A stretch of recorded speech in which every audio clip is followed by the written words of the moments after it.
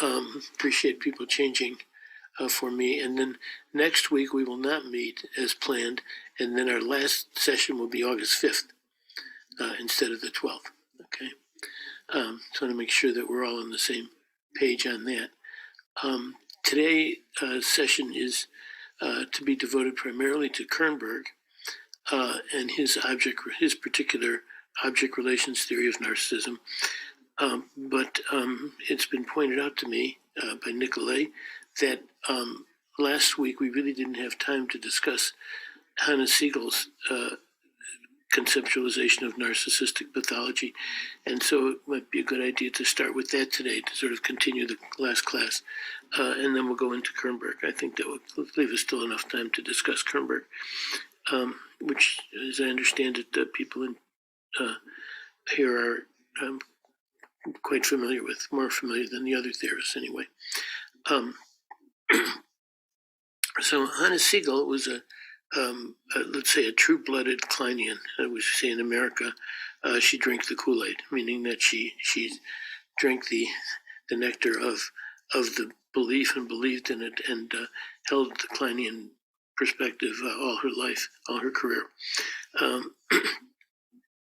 And she did a lot of very interesting things with psychotic patients, schizophrenic patients, and so on, which we're not going to talk about. We're going to focus on her work with narcissistic disorders.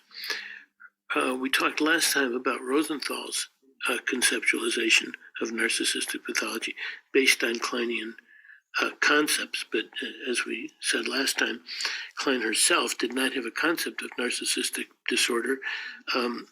She used, as I said last time, narcissism only twice, once to debunk the idea of primary narcissism, and the other in her paper at Notes on Some Schizoid Mechanisms, where she discusses the dynamics of projective identification.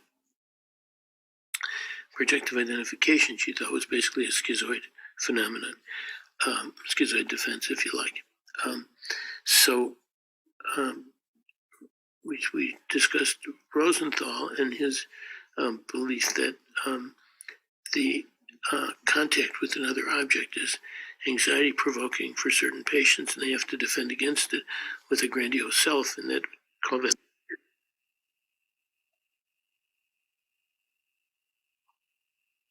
Oh, sure, yeah. So Rosenthal's contention was that some patients are splitting, as borderline patients do. They split good and bad, and the bad object in the bad internalized self is filled with envy, as it is for Kleinian theory. The aggressivity, which is neutralized by any kind of libidinal contact, which is by itself split off from good, is filled with envy, and then there is a defense, a grandiose defense that's used against object contact, because the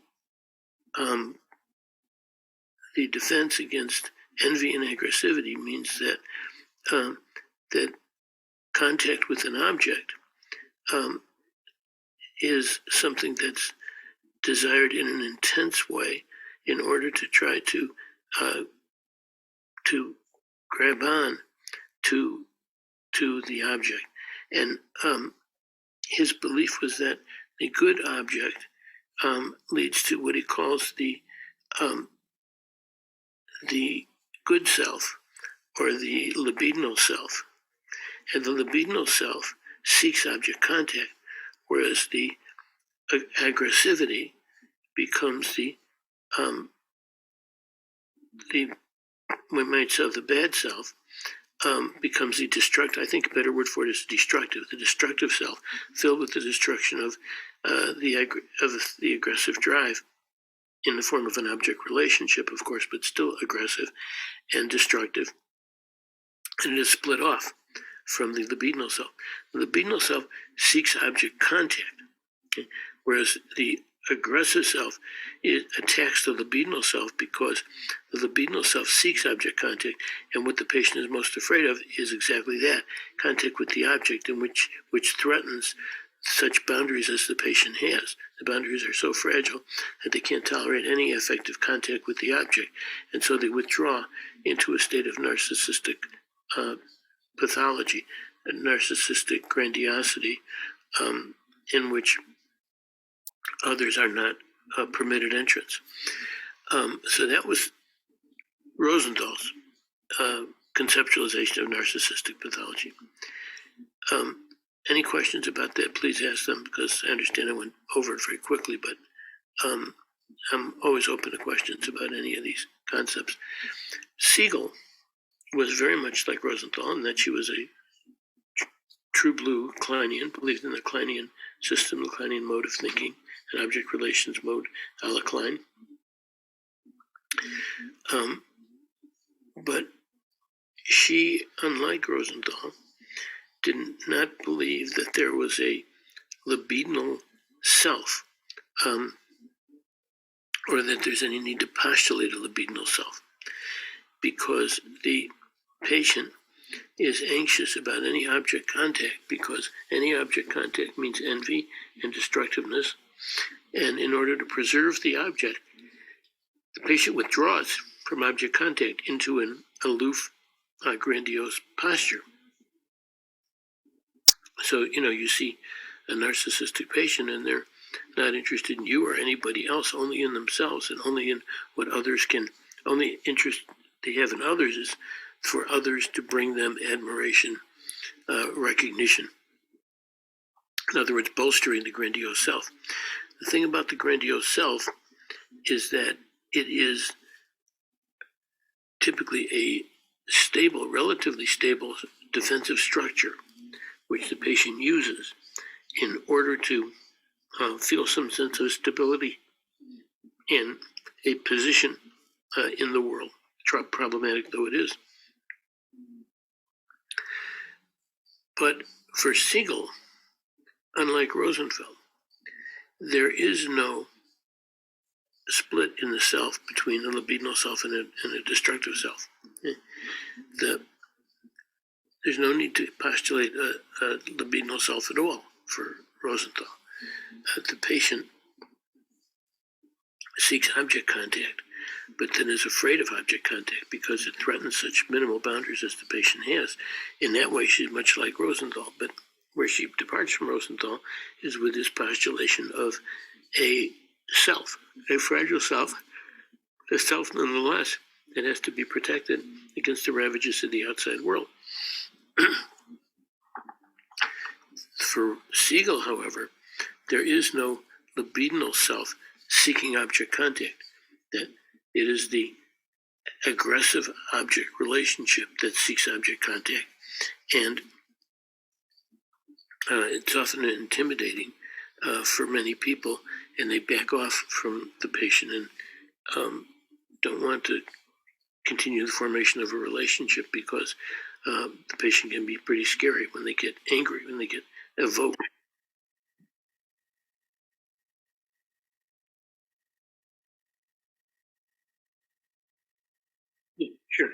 Sure, that's okay. Yeah, see, for Siegel, you don't need a concept of a libidinal self. All you need is excess aggressivity and envy. Her view was there's too much aggressivity, there's reliance on projective identification. If there's too much reliance on projective identification, there is a blurring of self and object boundaries, and this threatens such boundaries as the patient has. Recall our discussion last time about projective identification, that for Klein, although many people don't use it this way today, for Klein and for the Kleinians like Siegel, projective identification is a schizoid mechanism. It is an effort to control the object by putting it in, projecting it into, not onto, but into the other. Then you try to control the other's behavior and therefore control the object, which you've projected into the other. So, therefore, in order to preserve one's boundaries, the patient will withdraw from object contact. And that withdrawal is a defensive withdrawal into a grandiose position, and we're talking about narcissistic patients now, into a grandiose position in which the negative self is constructed in a grandiose way to protect against the desire to destroy the object and the envy of the object. Okay, so for Siegel, the treatment approach is to interpret the patient's hostility, envy, aggressivity, desire to destroy, injure, maim, and as those things are analyzed, the patient has less need for a merged object contact. Okay, and so object contact becomes less threatening. Is that much clearer? I mean, I can go over it a different way if it isn't clear, because sometimes these concepts are a little slippery. Okay? Basically, for Siegel, there's no need to postulate a dependent, sane, libidinal self, which is, of course, Roosevelt's conceptualization. Rosenthal's conceptualization is that there's this self that seeks, it's healthy and seeks object contact, but is opposed by the unhealthy, destructive self, which is encapsulated in a grandiose self that attacks the patient because of the patient's excess hostility, projective identification. The need to stay aloof and distant in order to preserve object boundaries means that the self gets attacked in order to withdraw from objects. Like she calls narcissistic pathology basically a withdrawal. Okay? So let me stop and make sure that people are clear on this. You just keep asking, because these concepts are not that easy, not that simple to follow. So anytime you're not clear about it, it means a lot of people are not clear on it. And I hate to go on, if I'm not being clear. So, пожалуйста, если есть какие-то вопросы, можно поднять руку и включить микрофон.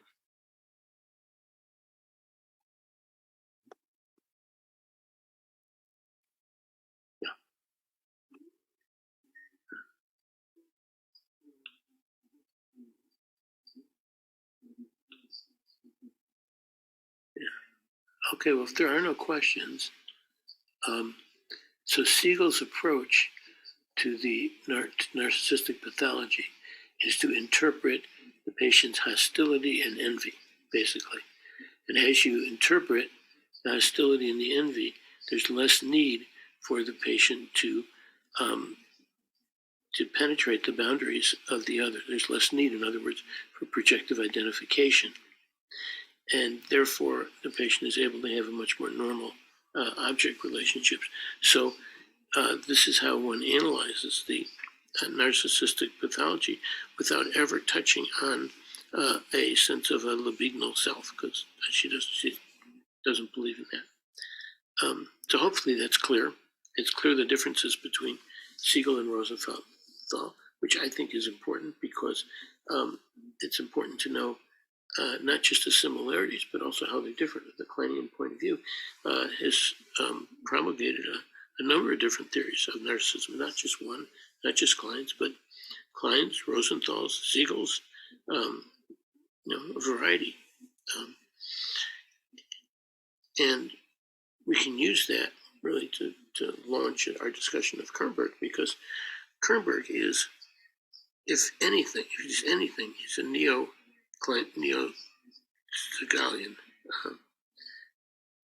That is, Kernberg is a confluence of ego psychology and object relations theory. It's probably the most well worked out theoretical formulation using primarily object relations and individual psychopathology.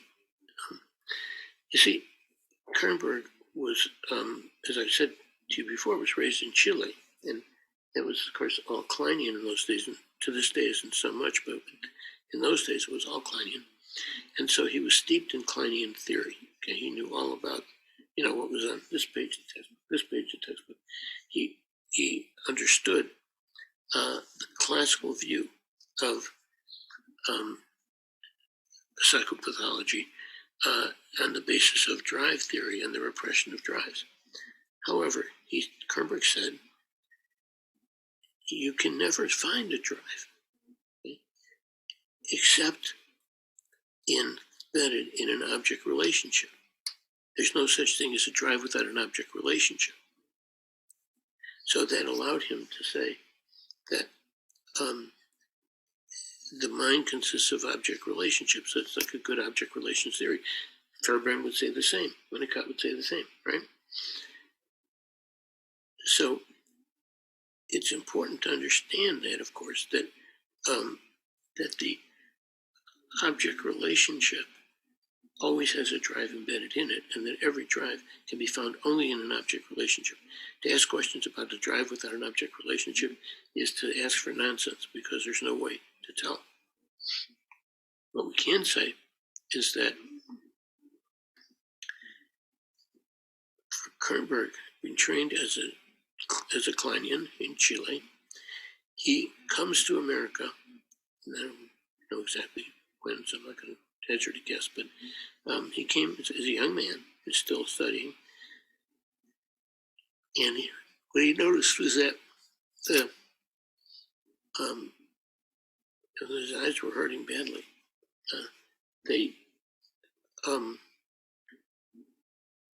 They were filled with the knowledge of ego psychology in America, as well as the object relations theory that he was edified with in Chile. So he's Chilean, Kleinian or Neo-Kleinian, if you will. Okay, comes to America, goes to Menninger's, and is treated to a huge dose of ego psychology, because that was the extant theory there, and to some degree still is to this day. So my point is that Kermberg has two major influences: the object relations theory, with which he was educated as a youth, and the ego.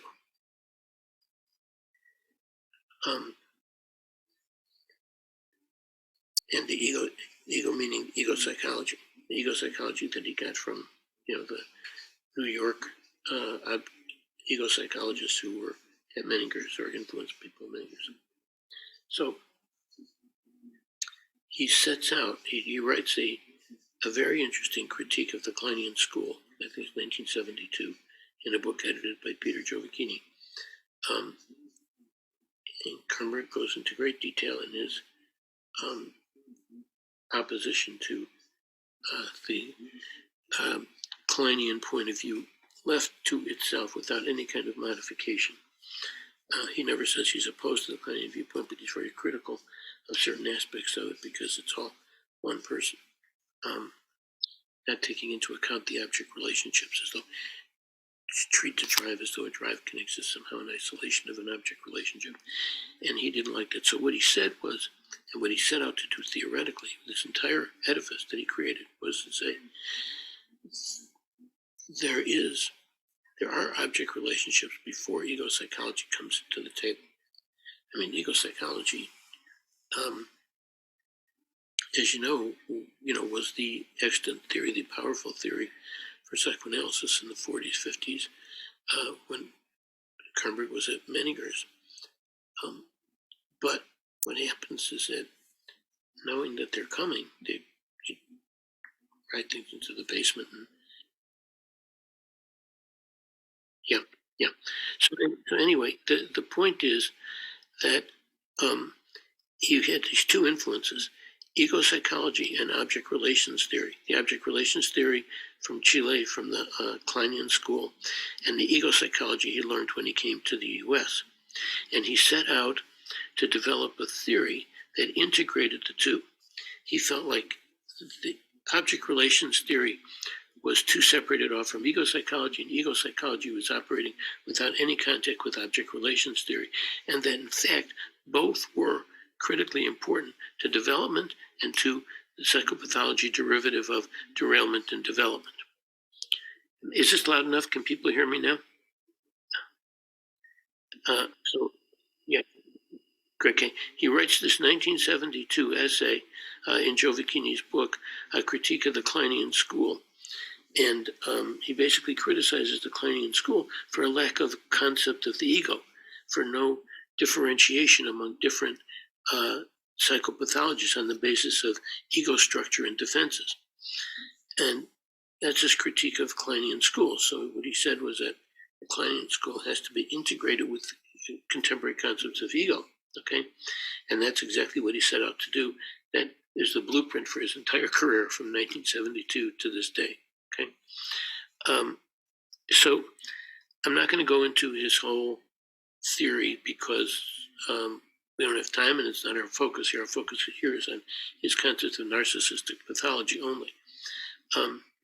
But I do want to say some things about it because you need that as kind of a background to his theory of narcissistic pathology. So his theory of development was, like everything else, a combination of the Kleinian object relation school along with ego psych, because he thought the Kleinian object relation school didn't pay enough attention to developmental phase. The 6-month-old is different from the 2-year-old, is different from the 4-year-old, and a theory of development has to take all those changes into account. And he didn't think the Kleinian school did that, which is everybody, it was like one size fits all. Everybody was, had the same pathology. So ego psychology gives you the tools, Kernberg says, to differentiate among different kinds of pathology.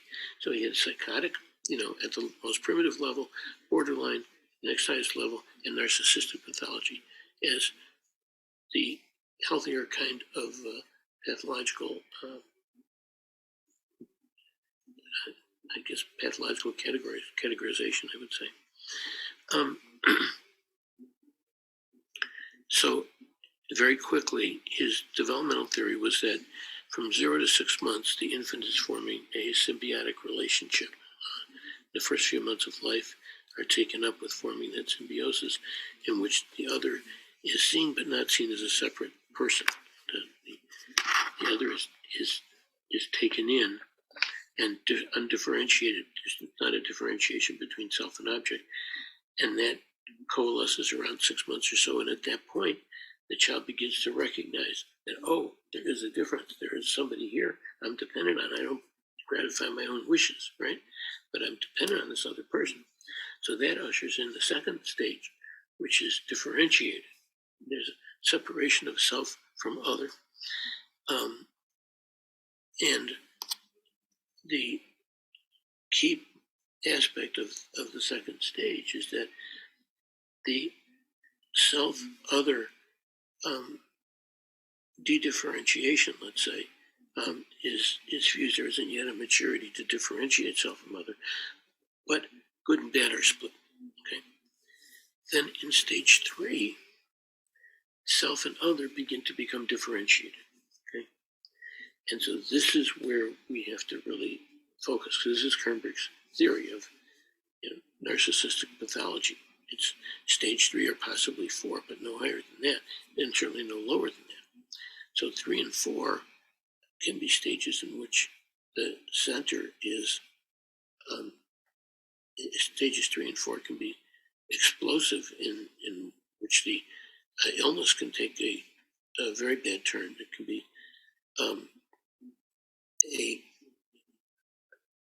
well, let's put it this way. If something goes wrong in the second phase, you have an arrest at a lack of differentiation between self and object.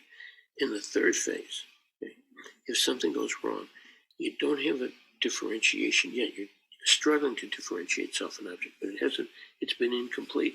So there's still this feeling of fusion with the object, right? But the good and bad are still split.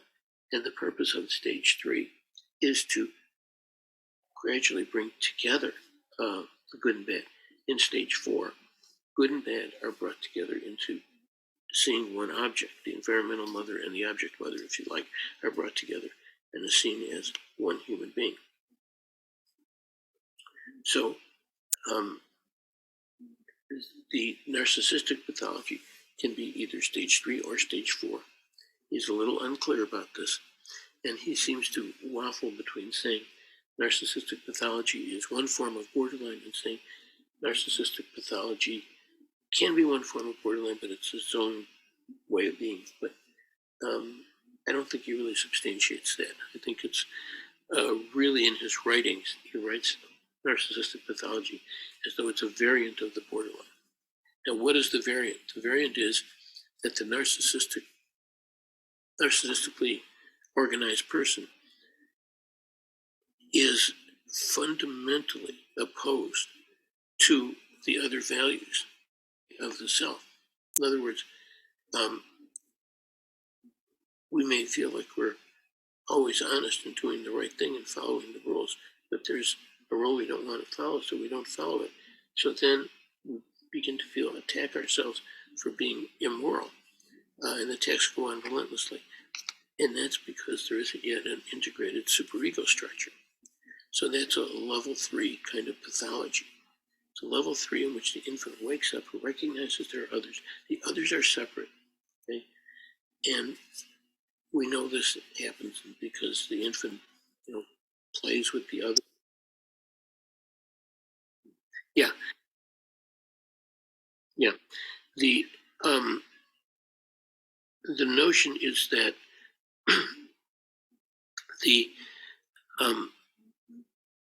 if there is a trauma or some form of neglect, arrest at stage 3, the child has differentiated or is differentiating self and object, maybe not completely, but is in the process of so doing.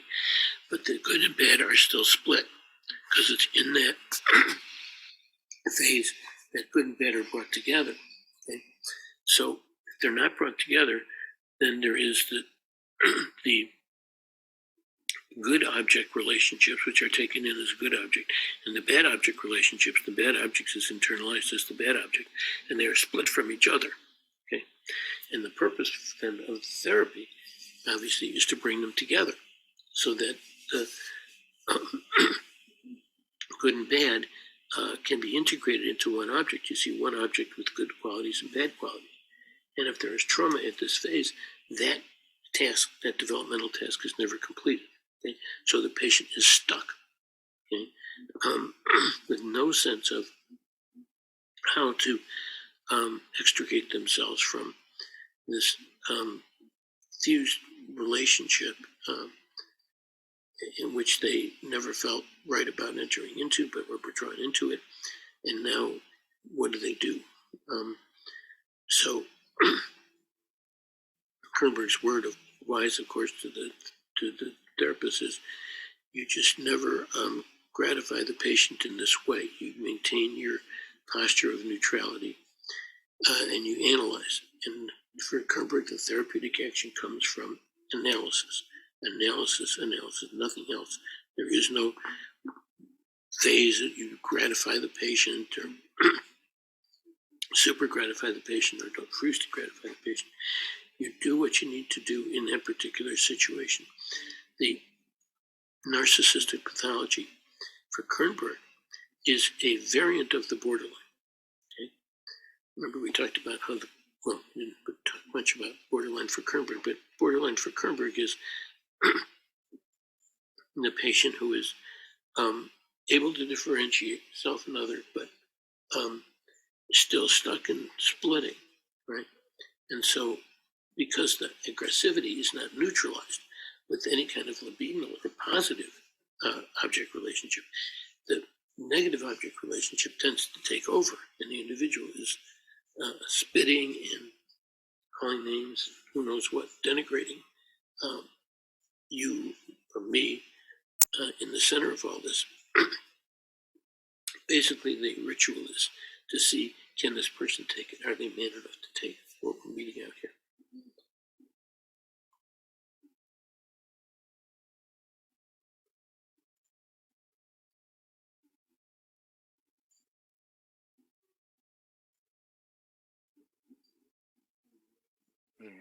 У нас есть несколько вопросов.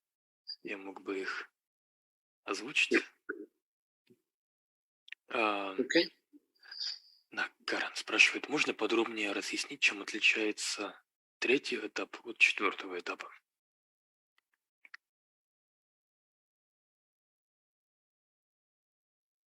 Sure. The third stage, you're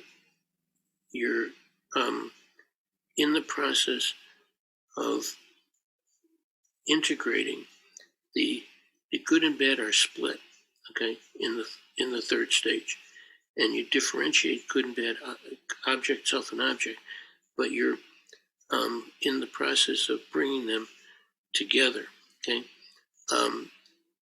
the conflicts are recognizing that the good and bad are the same object, but it's not resolved. The fourth stage, the two kinds of object relationships, the good and the bad, are integrated into an ego structure. The third stage does not have an ego structure yet. Okay? It's in the process of forming the integration of good and bad objects, okay? But it hasn't been integrated yet. In the fourth stage, they become integrated and therefore form an ego structure. And that's the major difference, okay? That in the fourth stage, there is an ego structure which consists of the internalized object relationships, both good and the bad. I mean, that this is crucial to understand if you can understand Kernberg's typology, his nosology here. There is no ego structure in stage 3. Stage 4, the good and the bad objects are become integrated, okay, so that they form a structure. You can have an ego structure now. Okay. Now you might say, well, why do we need a fifth stage? And isn't that a complete developmental process? And Kermit says, well, yes, but not quite, because the fifth stage, the superego becomes integrated into the ego.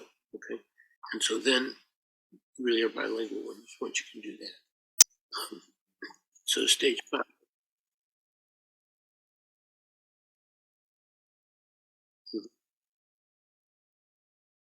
Yeah,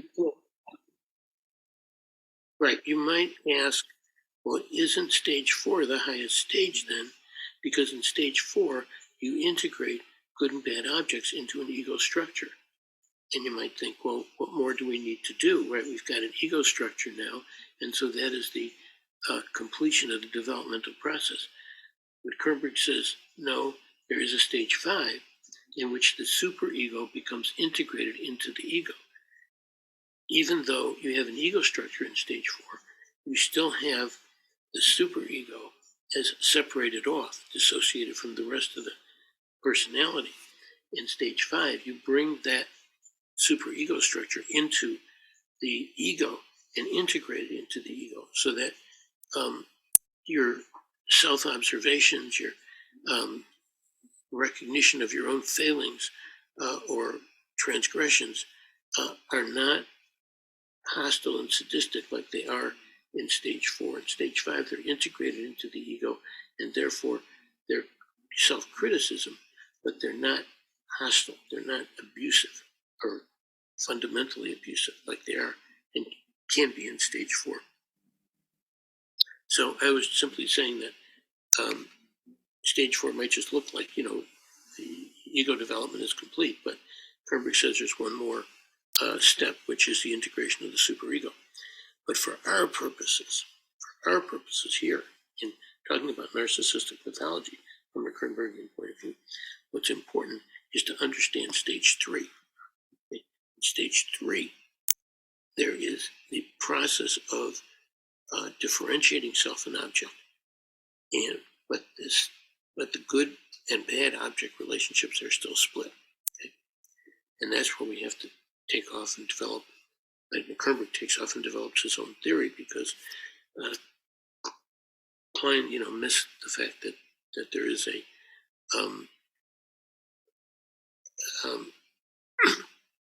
ego structure that needs to form. She just was interested in the object relationships, and so she didn't really have a concept of how stage 3, 4, and 5 would be differentiated from each other.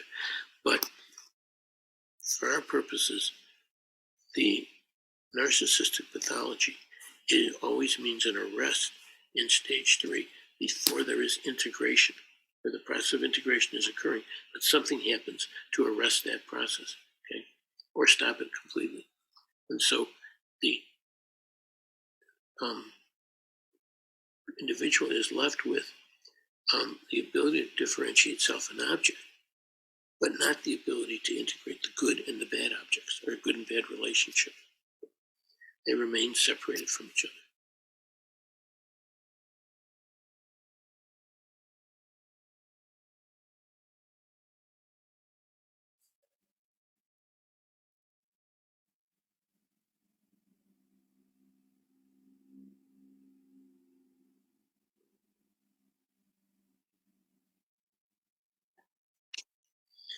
Okay, so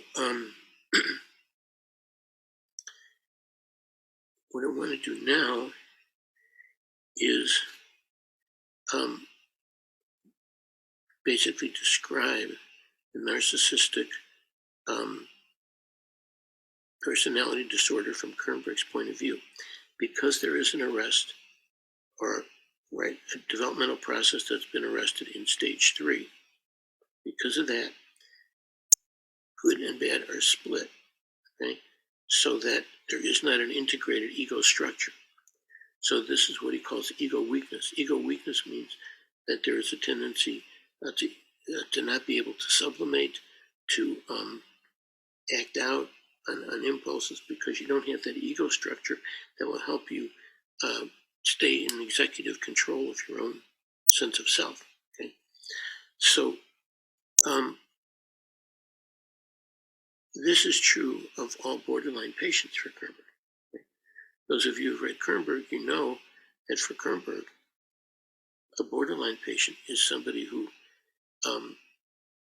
has reality testing in most situations, who blurs self and object boundaries upon close contact, and who, third, is uses splitting as a primary defense. Okay?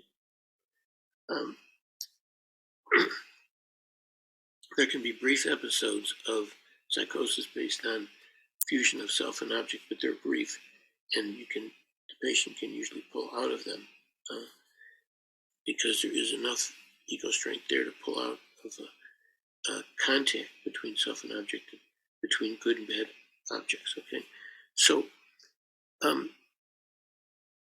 the borderline patient for Kernberg is a patient who is arrested somewhere in stage 3, such that good and bad are split, but there is reality testing in most situations, but there can be a blurring of self-object boundaries upon affective contact, especially intense affective contact, that can evoke a kind of straightening out.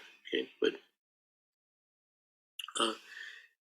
splitting is the primary defense. There are a whole group of other defenses that go along with the splitting. See, for Kernberg, there are basically 2 levels of defense. Okay? This is critical to understanding his thinking, his theory. There are the defenses that are the typical foodstuffs of traditional psychoanalysis. Okay, that means repression, suppression, intellectualization, those things, those kinds of defenses, where you have the experience, but you need to defend against it because it threatens you in some way. It has some kind of symbolic threat to you. So the repression, suppression, intellectualization, those kinds of defenses are basically the level of neurosis for Kernberg. Those are the primary defenses. Everybody has everything. Everybody's got some of all kinds of defenses. But where are the primary defenses? If they're in that arena, okay? If they're in the arena of objects, that if they're in the arena of objects that are repressed, suppressed, or intellectualized, or whatever, okay, that's the highest level of defense. That's a neurotic level of defense. But suppose you don't have those defenses. Suppose you feel an impulse to attack and you don't have a superego structure yet that really works, that helps you to navigate yourself into the world, then you could get into trouble. Then you got to split good and bad and you hope for the best. But my point is that once you have splitting as the primary defense, then a whole other series of defenses are also going to be in play. Okay? So, what defenses are we talking about? Well, what defenses go along with splitting? Suppose I and my partner had a fight over the ownership of our business. Okay, he wants to know, when I'm, wants an answer from me. Okay, and he's not going to get one today, but okay. Of course. Well, I haven't even said it yet. I haven't. Because you split, it means good and bad are separate. That means that the bad is, remember, bad is destructive for Kernberg.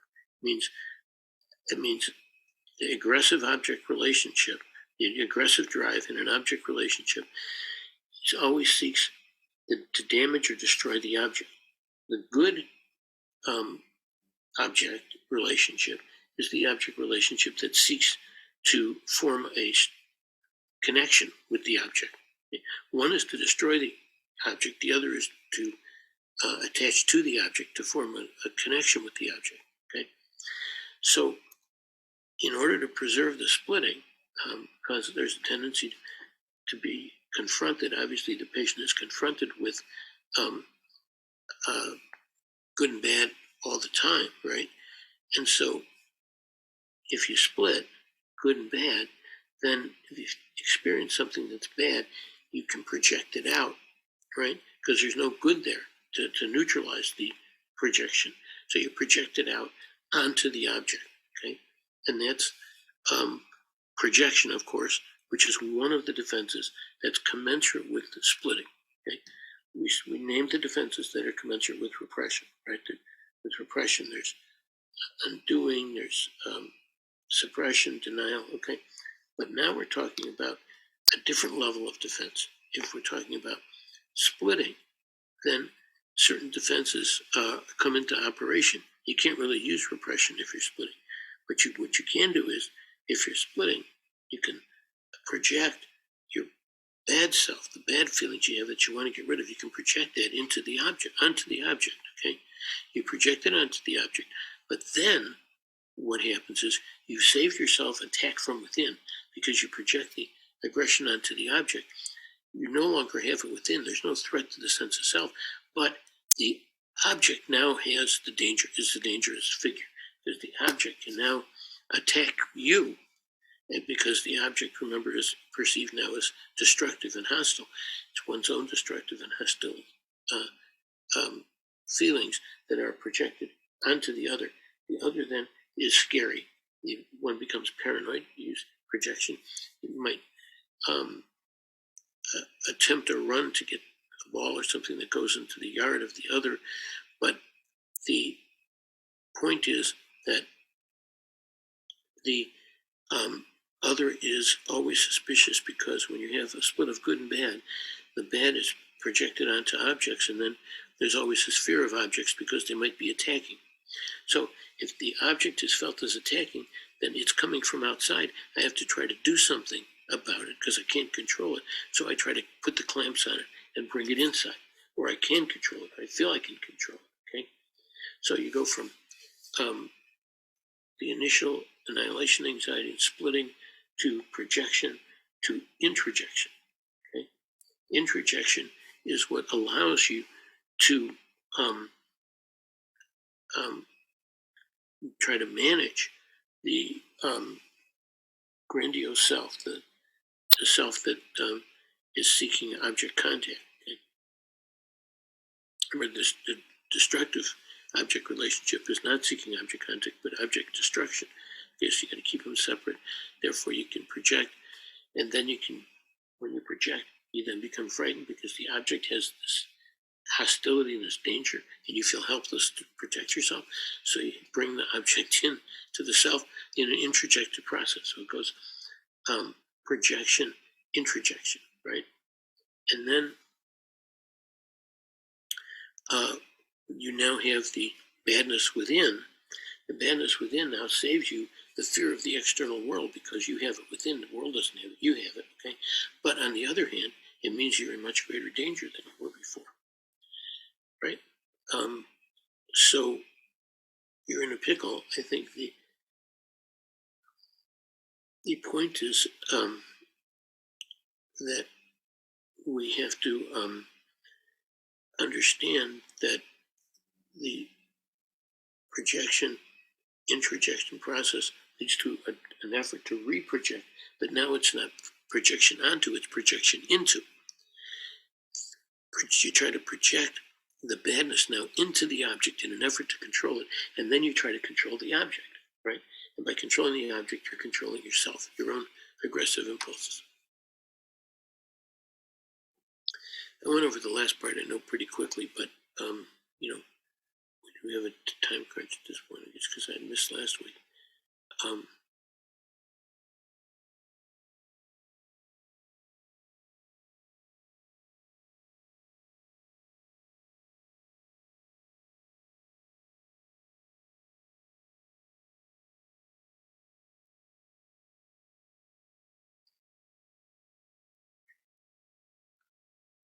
Any questions at this point? So what I'm trying to bring out here is that projective identification is a common defense that goes along with splitting. Projection, introjection, projective identification are the defenses that are commensurate with the splitting, okay? And there's a further step for Klein, which most people don't take, but in the Kleinian concept, the effort to project, to reproject into the object means you have to try to control the object, which means you don't allow the object to be a separate person. So you try to actually control and fuse with the object in order to control it, okay? And that leads to fear of object contact, because now object contact means a blurring of boundaries. So there's a withdrawal from object contact, okay? And that's what Klein calls schizoid. This is why she added schizoid to the paranoid position, okay? Because the object relationship here, from the self to the object, is a completely narcissistic object relationship for Klein. You project your own aggressivity onto the object, later into the object, but it's still your own. You're still operating from within yourself. You're projecting it outward, but projecting it for yourself. You're projecting it into the object, but it's still your own. So the object relationship, she calls narcissistic, 100%, because everything is about yourself that you're projecting onto or into the object, and then eventually you have to withdraw, turn away from it, and that's the schizoid mechanism. That's the reason she called the paranoid position paranoid schizoid. What I want to emphasize here, because we're talking about narcissistic pathology, is that you have to understand that basic concept of the borderline, for Klein to get to narcissism, because the narcissistic personality disorder is an instance.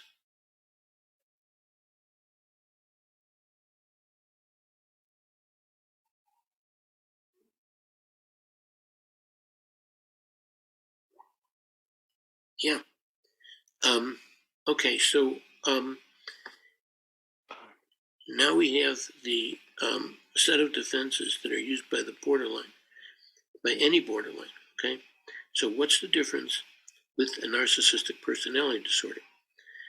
Kernberg's idea is that the narcissistic personality disorder is the borderline, as I've just described it, borderline defined by those defenses, that panoply of defenses. But the defenses are defended against, and the object contact is defended against, with the construction of a grandiose self. And that's the difference between narcissistic personality and other borderlines. And I say other borderlines because for Kernberg, a narcissistic personality disorder is a borderline patient who has a particular formation of a grandiose structure of the personality, okay, as a ultimate defense, but it is a borderline nonetheless to use a splitting and the other defenses that go along with splitting. The difference is the grandiosity, and it's that grandiosity that makes some borderline patients narcissistic personality disorders, and that's what a narcissistic personality disorder is. Okay? So you can see from that description that for Kerber, a narcissistic personality disorder is somebody who uses a certain kind of defense, right? And who has a massive, grandiose defense to protect themselves, right, against real object contact. Okay. Now, think about that in regard to Kohut and what we said about Kohut and the narcissistic personality there. You can see how different they are. And I want to really emphasize that because that's something you didn't really think about. We talk about what's an object relations concept of a narcissistic personality. There isn't one, okay? There are several, right? Kohut's is one, Kernberg's is another, and they're in direct opposition because Kernberg criticizes Kohut and vice versa. But it isn't just Kohut and Kernberg, okay? Fairbairn has his own. We didn't discuss Fairbairn in this class, but he does. And so there are more than one kind of object relational concepts of the narcissistic pathology. Okay, questions, comments at this point?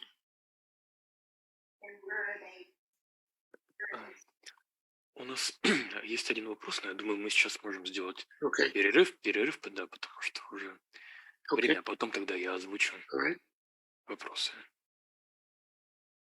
okay.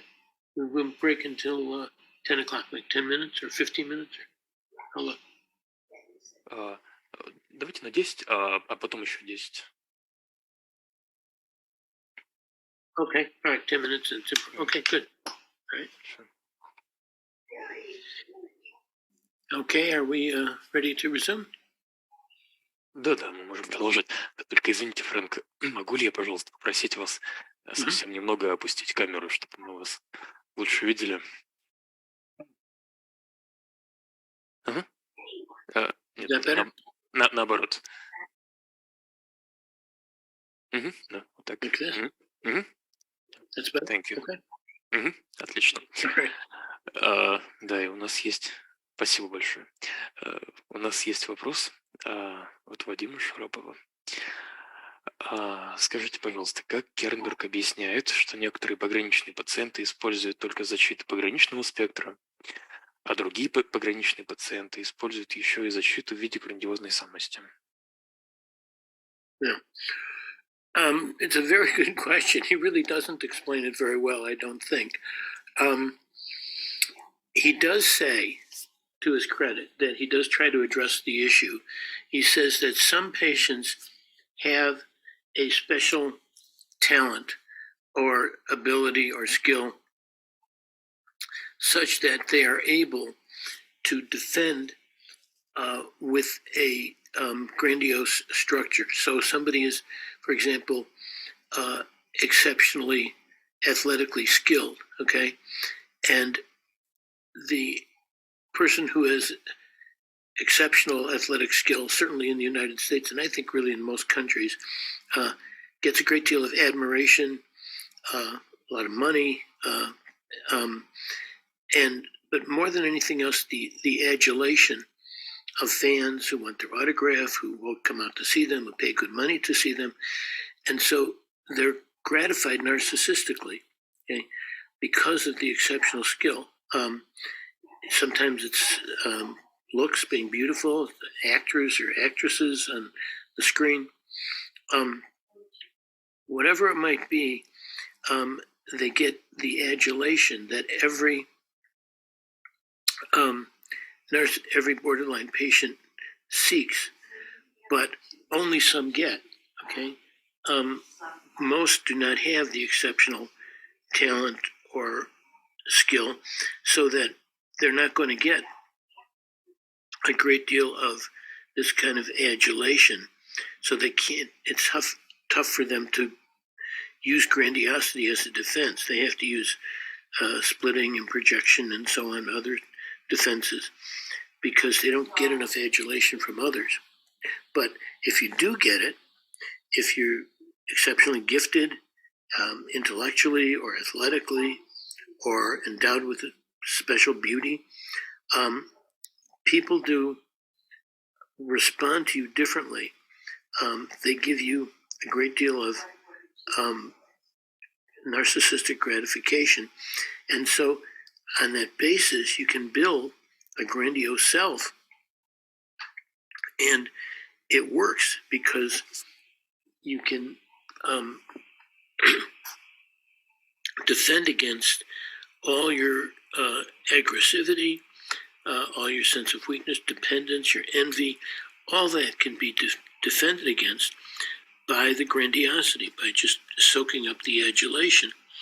And as long as you're getting fed, as long as the grandiosity is being fed, it will survive and allow one to defend against the affects that you don't want to know about in yourself, your dependence, your envy of others. And so it becomes a successful defense. So that's definitely one group of narcissistic personality disorders. But that's not all, because we can't say that every narcissistic personality disorder has some exceptional talent, okay, or exceptional beauty of some sort. That's only one group, okay. Others do not have that, so they have to work hard to get the adulation from the environment, and sometimes that is successful. Sometimes it's from the early home environment in which they were not given what they need, but they were given a great deal of adulation and admiration for whatever they did, and built a personality around that belief, which came from an illusionary kind of narcissistic gratification that they achieved in childhood. I'll give you an example. A patient of mine years ago, the dynamics of the family were such that his mother was kind of the dominant figure. There were 3 children. He was one of 3 boys. The mother typically denigrated the father, felt him to be weak and ineffective, and not giving the family the lifestyle that she wanted. So she chose my patient. I don't know why she chose him of the 3, but she did. Maybe he was the smartest, I don't know. But she chose him to talk to about the father, and they would sit and make fun of the father, the mother and my patient. Imagine the grandiosity that leads to, the sense that he's superior to his own father. That this is beyond an Oedipal victory. This is a victory of life. It's like the mother confides in him against the father. So he feels that he's the number one person to the mother, not the father. And he was right. I think he was. I think he was well ahead of the father. And that leads to a spectacular kind of grandiosity, as it did in him. He even, in the most extreme incident, he remembers drinking whiskey sours with his mother at age 8. At age 8, he's drinking whiskey sours with his mother out on their porch, making fun of the father.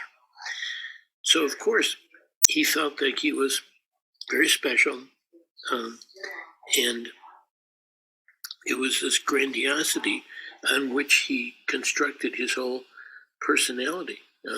He was able to use his grandiosity to defend against the anxieties that he came to therapy for, which were very intense anxieties about his self-esteem, whether there was any value or not. Was he going to get fired? Was he any good in anything? Those were the questions that bugged him, plagued him all his life.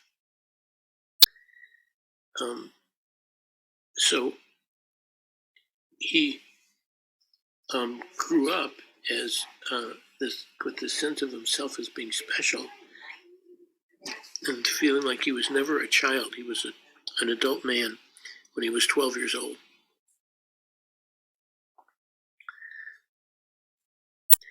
And so that was what he utilized to protect himself against his dependence, against his vulnerability, against his envy of others. And when in adulthood he finally ran into some obstacles in his life that he could not cope with, all these issues came flooding out. They all came after him. And one does not know, with cases like that, what's going to happen if the grandiosity could be even a detriment, because it sets you above other people. And if you can't come through, you're in for a great deal of abuse yourself. So, but that's another kind of grandiosity, using grandiosity. You can use it because you have enough belief in yourself from the way you were treated. Basically, from the early object relationships, you were treated a certain way, and you followed that up. And sometimes it's a good thing, sometimes it isn't, but it's what you have to do. So I guess what I'm saying is that some patients, by dint of either of their endowment, their natural endowment is being exceptional in some way, mentally or physically, those there's that group, and then there's the group that does not have any kind of special talent, but believes they are special because this is the way they've always been treated. Okay? Now, there are other patients, there isn't any 1, 2, or 3, patterns. These are the most common patterns and stable patterns. And there's another pattern in which people get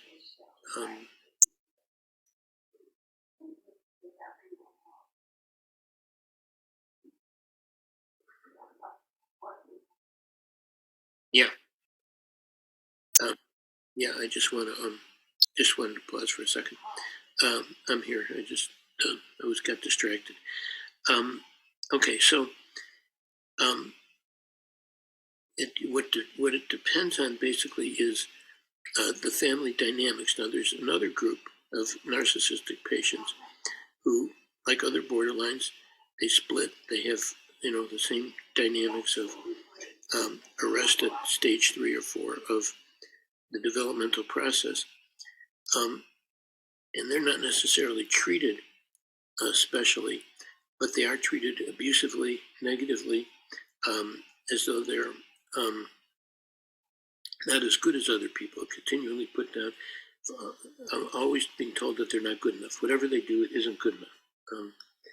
I remember one patient of mine who got accepted into a program he really wanted to be accepted into, and he was very proud of himself.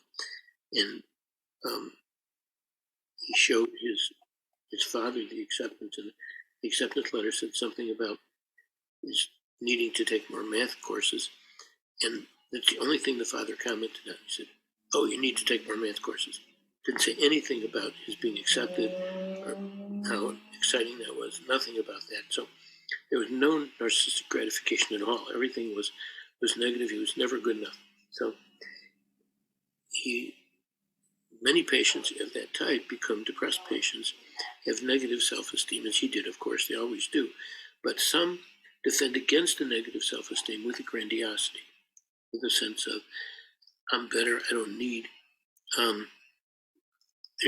the things other people need. I don't have to work hard because I'm better than other people, and so on. And there's a lot of different ways it manifests itself. But the point is to believe that one is superior. There's a kind of withdrawal into a private, grandiose posture in which anything that happens you can interpret as being your superiority. And so that's another type. And there are other types or subtypes also, but those are the most common ones. What I'm trying to do is give you an idea of the experiences somebody might have that would lead to a narcissistic organization, as opposed to other borderlines who just become borderline. They don't have anything. There isn't any grandiosity that's a centerpiece of their personality. And so I try to give you three. He discusses people with exceptional talents, people who are treated like they are special, better than other people, and then people who are treated much, much worse, who are treated abusively, who may use the grandiosity as a defense against vulnerability. Other questions or thoughts? And so this is what a narcissistic personality disorder is for Kermberg. It's a borderline patient who has dealt with the borderline defenses, the borderline structure, with a grandiose defense. And the defense, grandiosity is always defensive, says Kermberg. Now, think in terms of Kohut, okay? What would Kohut say about that? Well, recall from our discussion of Kohut, Kohut does not believe grandiosity is a defense. He believes it's a developmental process at which the patient is arrested. And arrested at a developmental stage, not a defense constructed to protect against awarenesses. Whereas for Kermberg, that's exactly what all narcissistic pathology is, some form of defense against affects, against certain contact with others, against envy. It's a lot of different things, but the defense is it's not the content of what is defended against that makes somebody borderline. It's the kind of defense that's used. And I hope that point, if anything else, that point is getting across. It's the use of projection, projective identification, and so on. Idealization has to be part of that too, because idealization goes along with grandiosity. You see, the grandiose narcissistic patient is only looking for, and continually looking for, approbation, always approbation. Why? Because the grandiose self, as hard as it might seem, is always fragile. It's always fragile because the patient knows it's not built on reality, it's built on sand. So they're constantly looking to find ways to bring reality down to the patient. And it's not easy because the patient's up in the clouds feeling so great about everything. And they don't want to be, they're not going to bring it well to being brought down. So this is the art of taking care of an animal, in a grandiose kind of sense. How do you manage somebody's grandiosity who does not want it to be touched, who cannot tolerate it being touched?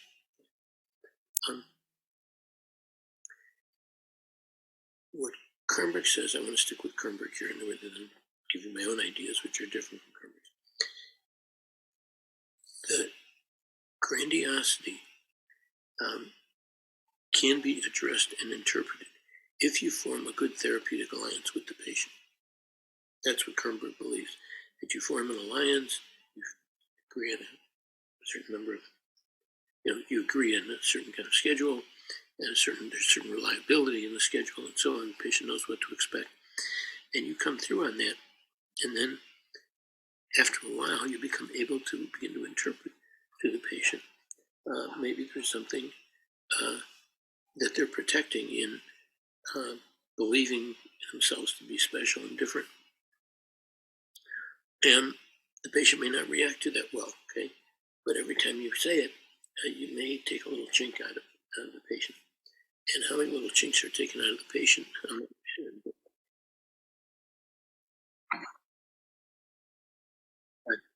Sorry, yeah. So the important point here is that the narcissistically organized patient organized around a grandiosity that is always vulnerable. That's the point. The patient always needs admiration, adulation from others. Okay? They're never self-sufficient, okay? Because it's a defense. And when you use a defense, you're always protecting against it being seen through. And there's always this subliminal awareness the patient has that the other is a threat to see through the defense. So it's this vulnerability that you're always anxious about that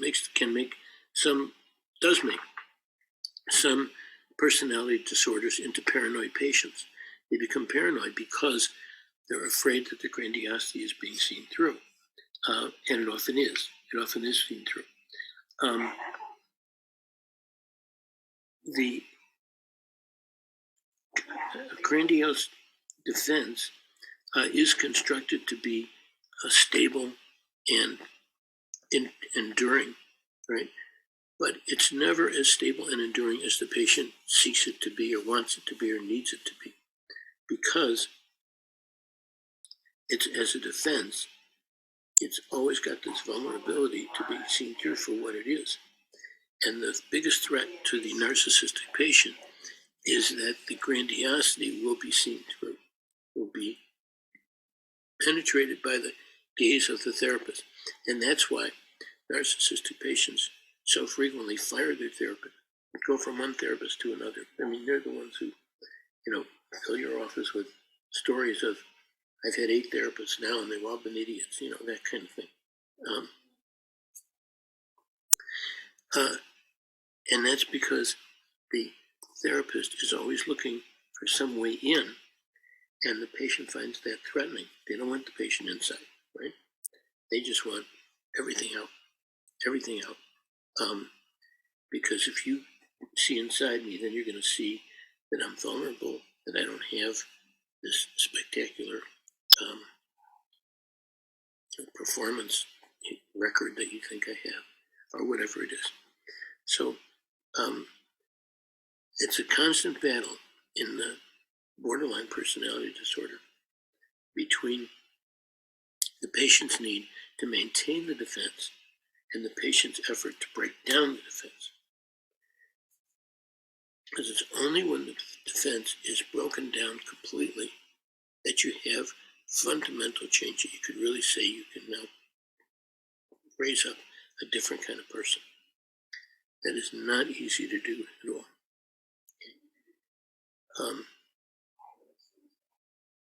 What makes the treatment, psychotherapeutic treatment, so difficult with such patients is, number one, they envy the doctor. I mean, I've said to you many times, envy is one of the things that they're defending against.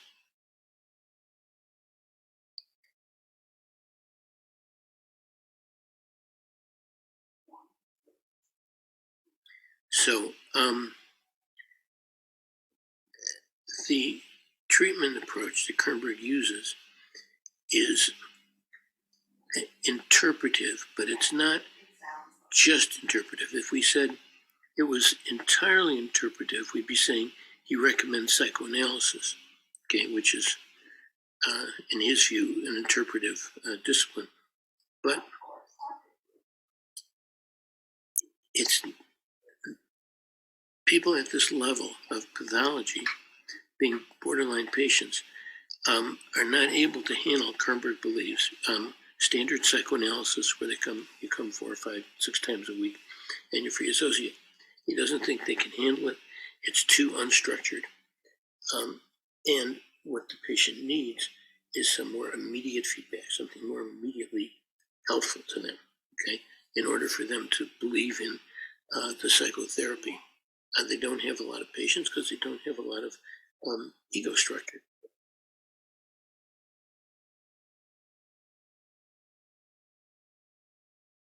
Okay, because I didn't get to it yet. I'm just getting to it now.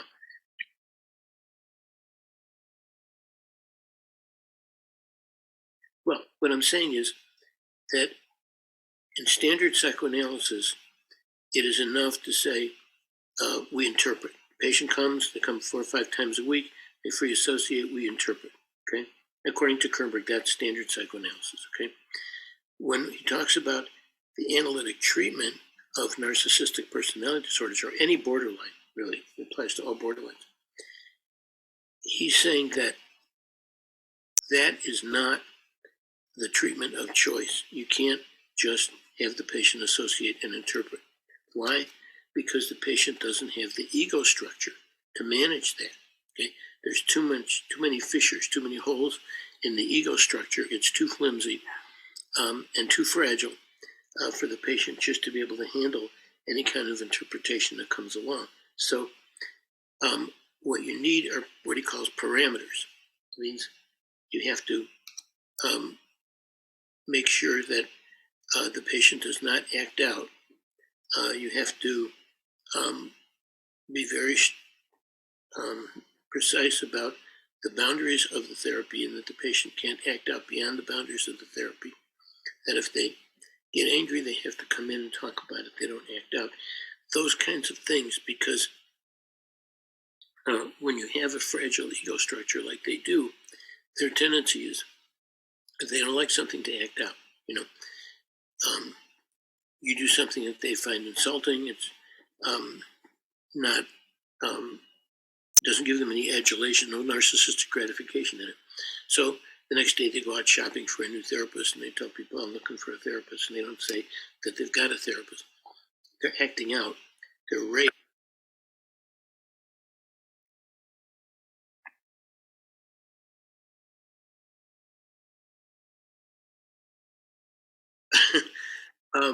Which last thing about the patient who about the see, what I'm saying is that in somebody with the fragile ego structure of the narcissistic patient, remember, they're borderlines, they're a particular kind of borderline. They split, so they don't have an integrated ego structure. When they get injured by something, there is a tendency to act out in response. You say something that they don't like, that they do not find flattering, and they may leave the session. They may not come back the next session, or they may come late the next session, or they may call you up and say that they're through with therapy. Okay, there are a lot of different things they may do, but none of them are, let's try to understand what happened. Okay, so that's why such patients need parameters. They need strict measures that you say, here is what you can do, here is what you cannot do. Okay, you have to come and interpret. You can talk for associate. I will interpret, and then if you have a reaction to anything I say, you have to say it. You have to say what it is, and that is very, very difficult for such patients to do. Usually, if they don't like something you say, they act out. Okay, they may go out and take a drug, they may get alcohol, they may come late the next session, they may not come at all the next session. See what I'm saying? That they do something to act out their feeling, rather than saying, that really pissed me off when you said I felt so insulted. They don't do that. Okay? So therefore they need parameters. Therefore he believes, and this is my point here, that psychoanalysis per se is not the treatment of choice for such patients. It shouldn't be analyzed the way I'd analyze a neurotic patient. They should be treated in psychodynamic psychotherapy, say 3 times a week, sitting up, and they might have a supplemental kinds of interventions also. But the point is that it's understanding, interpreting a psychoanalytic process within certain boundaries that are set. There has to be that sense of stable structure of boundaries that is imposed by the therapist, because the patient won't do it. If they're a borderline patient, they're not going to establish boundaries themselves or follow the boundaries that you set. So you set them, they violate them, then you talk about it, and you keep doing that over and over with them. Are there other questions? Things I could respond to at this point? Да, у нас есть вопрос. Вы могли бы, пожалуйста, чуть больше сказать про разницу техники работы с пациентами с нарциссическим расстройством личности у Кохута и Кернберга? Кохут говорит, что необходимо допитать пациента, а Кернберг только анализировать. Это продолжение вопроса. Это вопрос от Ирины. Okay.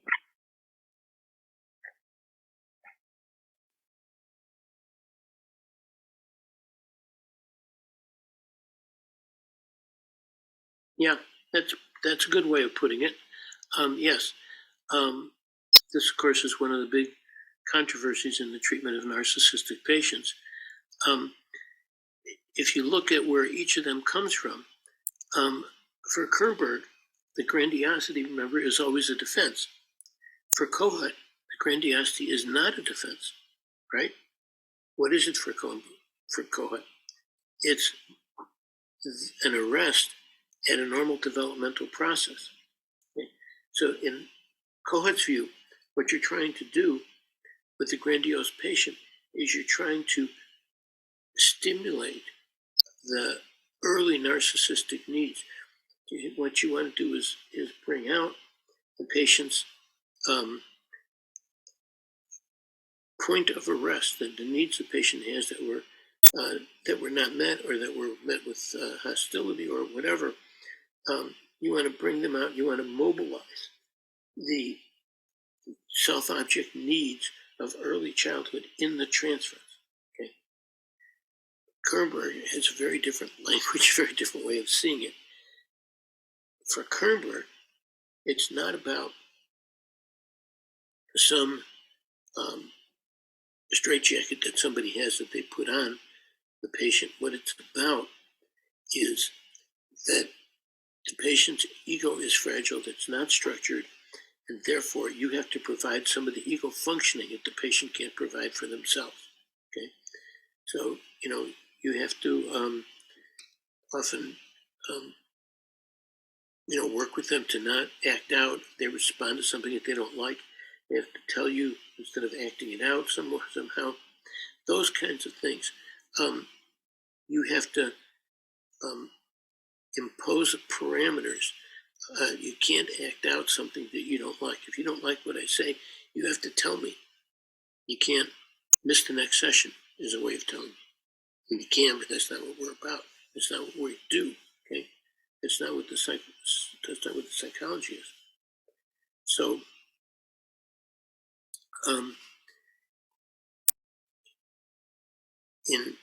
for Kohut, you have the what is the grandiosity? Grandiosity is not a defense, right?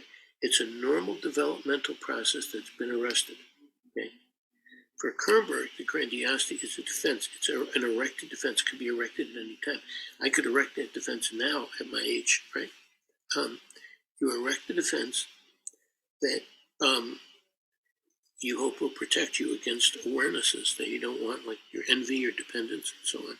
Okay.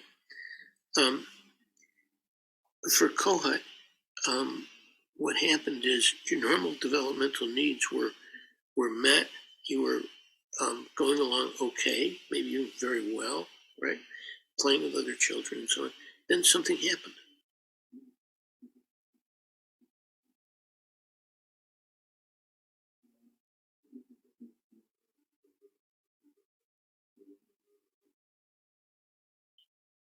Mm-hmm. So for Kohut, because the grandiosity is not a defense, what you're doing in analysis, and he believes in analysis for the narcissistic patient, but it's a different kind of analysis than you would think of for other patients. You mobilize the early self-object needs. Okay, they will come out with the analyst, the need to be loved, admired, being told how great they are, and the vulnerability they feel to anything that they don't feel is great and wonderful about them. Anytime you make an interpretation that implies that there's something about them that isn't perfect, then the patient might fly into a rage, right? that's the kind of injury that indicates the level of narcissistic need the patient has. Okay, so for Cohen, the grandiosity is not a defense. It's who the patient is. It's where they got stuck. But they're trying to continue to pursue those narcissistic needs in order to get past them. Okay, whereas for Kerberg, it's a structure. Okay, that you create to defend against other things like envy and dependence. So for Kerberg, it's a strictly interpretive approach. For Kohut, it is about interpretation, but it's not the depth kind of interpretation that we're used to from other patients. Interpretation may simply be that you're angry, I went on vacation, something like that. And just pointing out, Kohut calls it the I think he calls it the understanding phase, where you're just, the understanding phase, where you're trying to understand what the patient is responding to. And I think you left the session early yesterday because you were angry at me. That's an understanding phase. The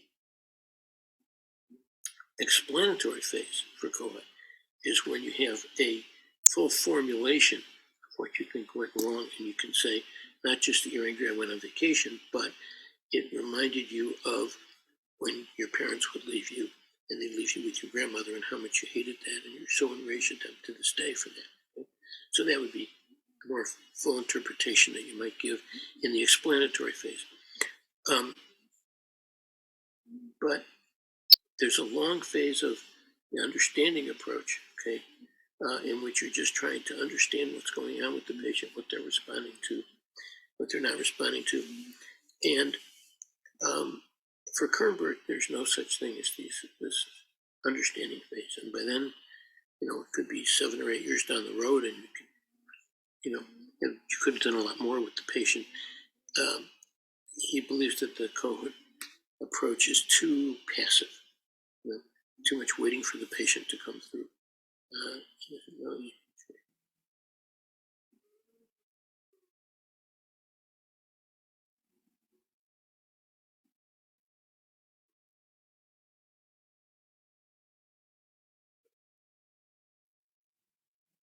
Okay, so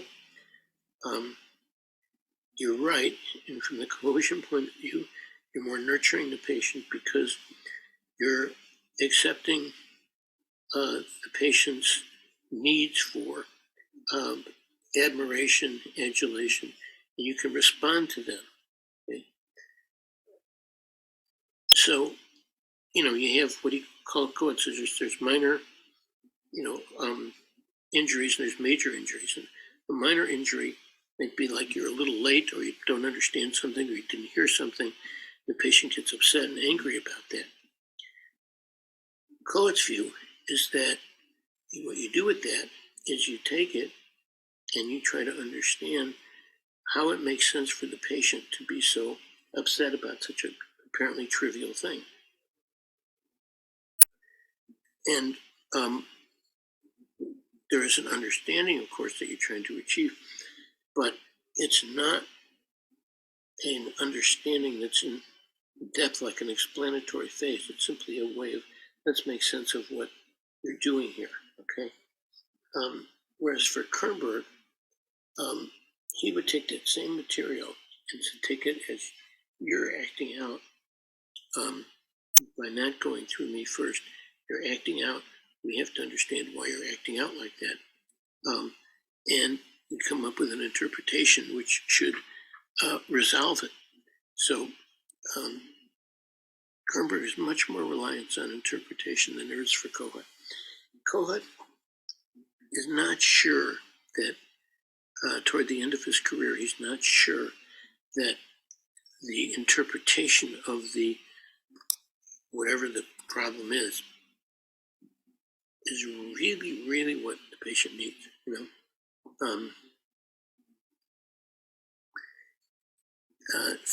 For Kohut, the patient doesn't need to be analyzed as, and for cohesions, one of Kohut's followers once said, my patients don't need understanding, they need help. In other words, they need somebody there to help them, not somebody who will simply try to interpret them. So the theoretical difference between the two is very clear. The implementation of what actually happens is not so clear to me. But there's a human today that was number 211 free. I don't know what that means in the garage, but yeah. So, so just what I'm saying is that you're right. There is a big difference between the cohesion approach to the narcissistic patient and the Kernbergian approach. The Kernbergian approach uses parameters, and then within the parameters relies exclusively on interpretation. And it's not like the therapist needs to do anything beyond interpret, okay? Because interpretation is what matters. For Kernberg, it's always making the unconscious conscious, and you do that via interpretation, okay? Now, for Kohut, the very role of interpretation is under question. You know? He says, yes, you interpret because you're trying to understand, but it's not the same as interpreting in order to get a grasp on why the patient has this narcissistic defense, and that you're going to make it go away by getting the correct interpretation. You can interpret, says Kernberg, but your interpretation is not going to make the defense go away. What will make the defense go away is the relationship you set up with the patient. Okay? For Kohut, the analyst does respond to the patient in ways other that are not just interpretive, but actually tries to accommodate the patient in certain ways. You know, so you may have a good understanding with the patient, but something happens. What the patient needs is some sense of your understanding what they're going through and appreciation of it, rather than just an interpretation of it. This is a common thing with the narcissistic personality disorder. The interpretation has a more distant, formalized connotation to it, whereas to do something without an interpretation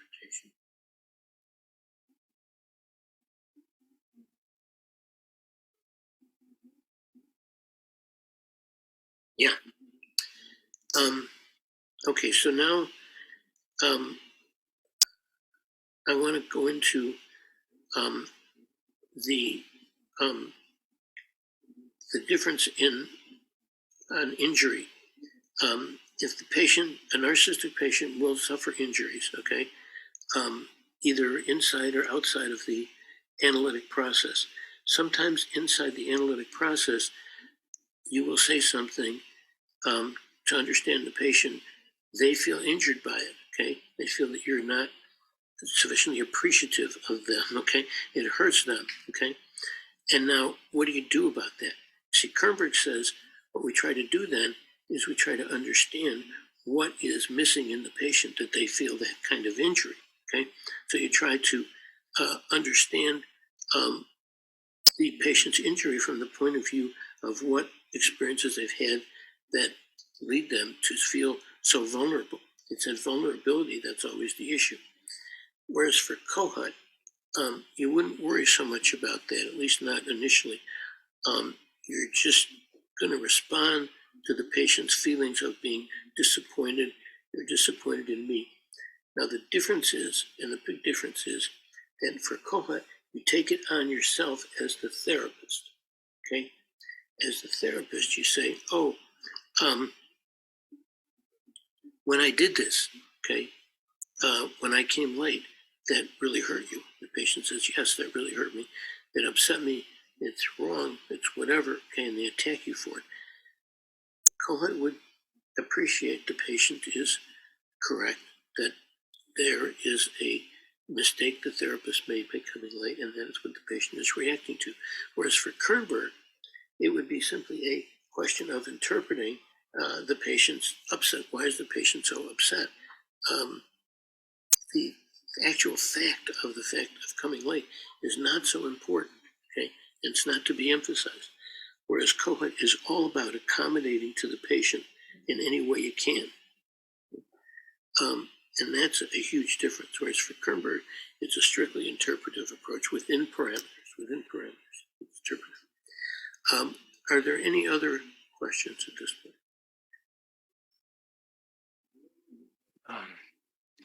Да, есть вопрос. Но сначала небольшой комментарий, а потом от Анастасии же вопрос. Анастасия Долганова пишет: у меня был пациент, который не обладал никакими экстраординарными талантами, но его мать говорила ему в детстве, что он обладает целительными способностями и является потомственным магом. Возможно, именно поэтому он развил нарциссическое расстройство личности, а не пограничное расстройство личности. И дальше вопрос. Окей.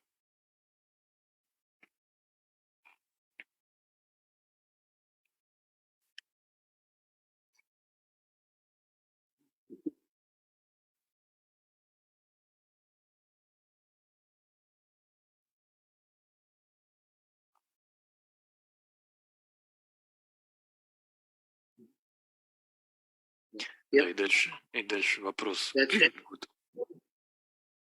Анастасия же. Before you get to the question, that is so typical of a certain group of narcissistic personality disorders. They have been told that they have this special talent or skill or something. They don't have it, but they've been told they have it. And they believe it.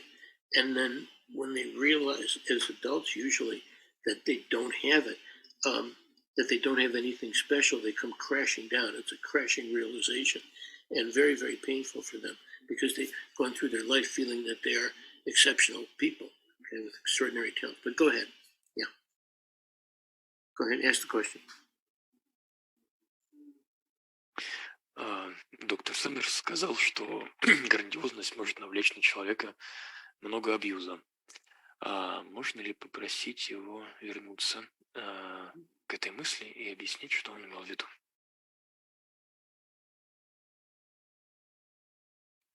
Yeah. Well, basically, it's a very good question. The grandiose person seeks adulation, okay? And if they get it, they have the people who say, oh, yes, you're wonderful, you're great, we're going to follow you, you're the leader, then they idealize those people, okay? So when you're grandiose, there's only basically two kinds of objects you can have, right? Those who fortify, okay, or confirm your grandiosity, and those are idealized. Like we're idealized because we're fused at my ego ideal is my ego, okay? And you're the ideal object, and you're fused with my idealized self. So I idealize you because you gratify me narcissistically. You affirm what I most need, which is this feeling of greatness, okay? And you make me feel that way, then I idealize you.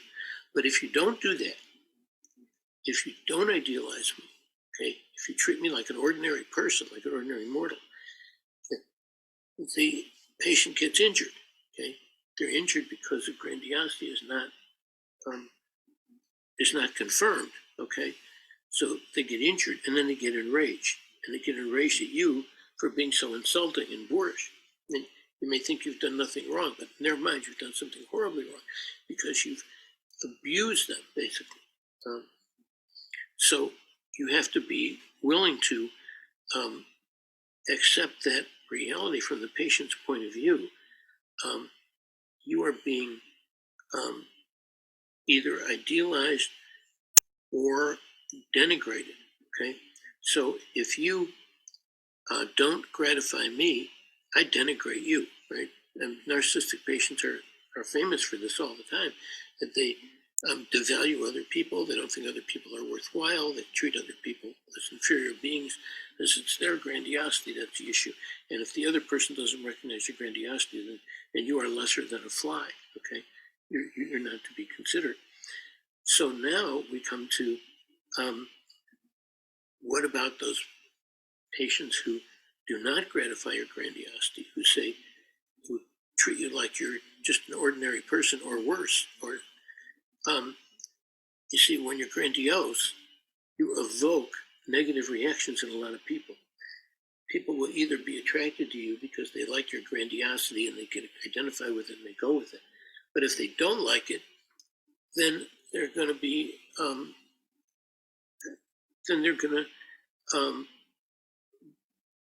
be angry at you for setting yourself up as being superior when in fact they realize at a certain point that you're not. So they denigrate you and devalue you. Well, that's not enough. There's not enough written about this. The anger at the sun for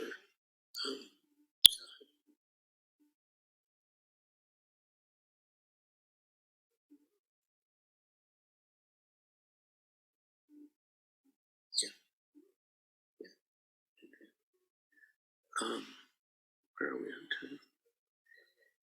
Okay, let's take a break for 10 minutes. Okay, to 11 o'clock, and then we'll have the last hour.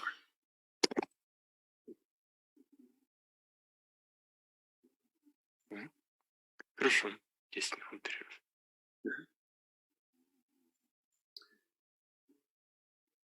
Okay, let's resume. Sorry, I'm a little in this break. So, what I want to make sure I emphasize that I may not have emphasized enough up to this point is that I've said that for Kernberg, the narcissistic personality disorder is a defense. That's a defensive grandiose structure. But I haven't said as much about what it defends against. What it defends against always for Kernberg is excess aggressivity. In other words, the issue is always too much aggression. Okay? Aggression is destructive. It can destroy the other, it can damage the other, and can damage the self. And so the anxiety is about the aggression being unleashed, and it's covered over by the grandiosity. So when the grandiosity begins to be interpreted and peeled back, what comes out is rage. Because for Kernberg, the grandiosity has been defending against the rage. When you interpret the grandiosity, eventually you get to the rage. That has been the issue all along. Now for Kohut, that is not the case. Okay, first of all, the grandiosity is not a defense. It's a normal developmental process that's been arrested. Number two, the issue is not excess aggressivity. Do narcissistic patients get extremely aggressive, angry, out of control rage? Yes, absolutely. But for Kohut, that's always secondary to a narcissistic injury. Somebody slights them, doesn't give them sufficient praise or approval of that they're seeking, they can get enraged about that. But the rage is secondary to the injury, the narcissistic injury. Whereas for Kernberg, it's the rage that's the issue. And that makes a big difference in how you approach the patient. So I don't know if you have any questions about that, but I wanted to make sure that I emphasize the difference around aggression. Now for Kernberg, the aggression is always the issue. So defenses are organized around keeping the aggressivity unconscious. But for Kohut, sure, the aggressivity comes out. So, you have a patient, like I had a patient once who was exquisitely narcissistically vulnerable. And so something would happen, somebody would get upset with her, or she would feel like somebody was looking at her the wrong way, and she would get enraged. And the rage, given the self-psychological approach that was being used, the rage was secondary to the lack of validation, right?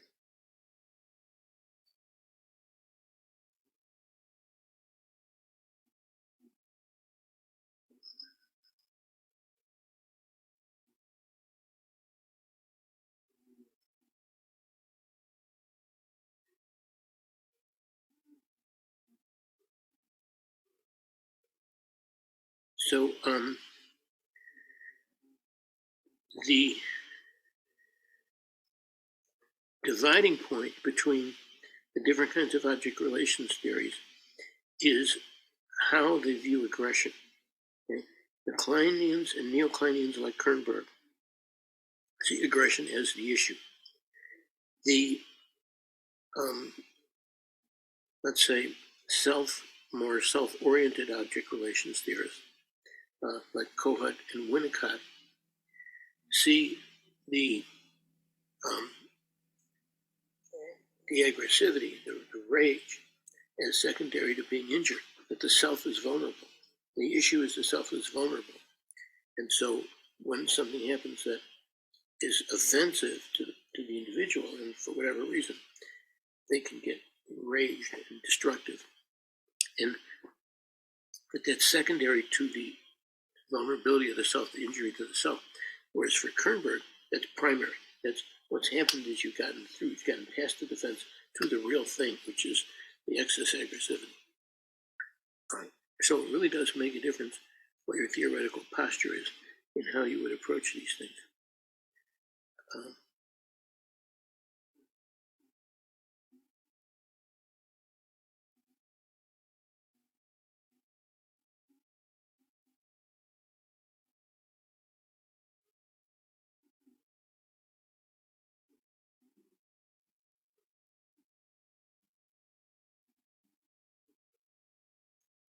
Okay. I hope that is clear. You can see the different dynamics and the opposition and the division between those who hold to aggression as a drive and see it as the issue, and those who see aggression as secondary. It's not a drive for these people. It's a reaction of self-protection, of self-protection basically, and secondary to being injured, right? And each leads to its own kind of dynamic and its own kind of outcome. And then we also need to always recall that the aggressivity may be the issue for the narcissistic patient according to Kernberg, but once you've interpreted the aggressivity, what do you have then? What do you do then? Well, you keep interpreting it. Well, what do you do then? Well, you keep interpreting it. Well, what's the end goal of the analysis? That's what you have to keep in mind always. What are we trying to achieve here?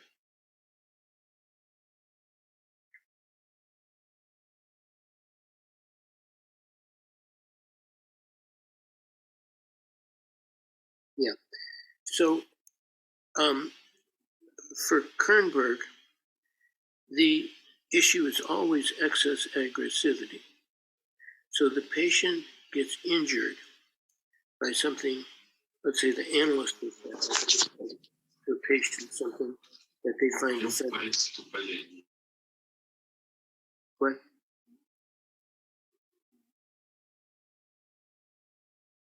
Oh, I see. Okay. Yeah. So so I've said something the patient finds offense, okay, and they get angry or even enraged, okay. For Kernsberg, we've gotten to the issue. That's the issue, the rage, and then we have to interpret the rage, where the rage comes from, and that's the issue. That's the key issue in their dynamics, is to be able to resolve the rage. Now, how do you resolve the rage? Well, you try to build an observing ego with the patient and pointing out that the extreme nature of the rage shows us there's something more here than just what appeared to be the incident. There must be something more to it. And so you try to build an observing ego that says, look, this is excessive rage or something else going on here. So that's really the ego-psychological approach of Kernberga's and object relations theory. But for Kohut, of course, the rage is always secondary. It means it's something that's been injured. And you don't just stop at the rage and say, okay, there's the rage. Say, why is there so much rage? And what is the intent of the rage? What are the aims here? And so you have a different clinical approach. Kernberg's based much more on observing ego, observing the intensity of the rage, and trying to modulate the rage, trying to modulate it and sublimate it into some form that's acceptable to the culture. Okay? Whereas for Kohut, none of that is the issue. It's all about the excess, the injury to the self, the vulnerability to the self, lack of cohesiveness of the self, as he calls it. It's irritating, but it's not.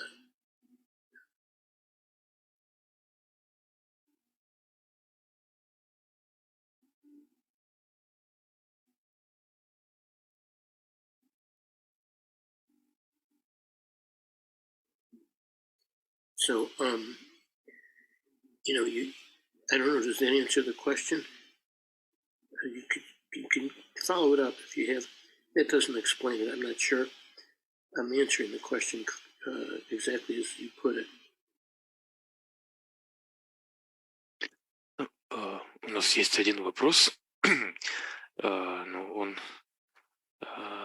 с начала занятия про теорию Ханна-Сигал. Да, вопрос от Юлии. Можно, пожалуйста, привести пример интерпретации агрессии и зависти по Ханне-Сигал? Не будут ли такие интерпретации переживаться пациентом как нападение?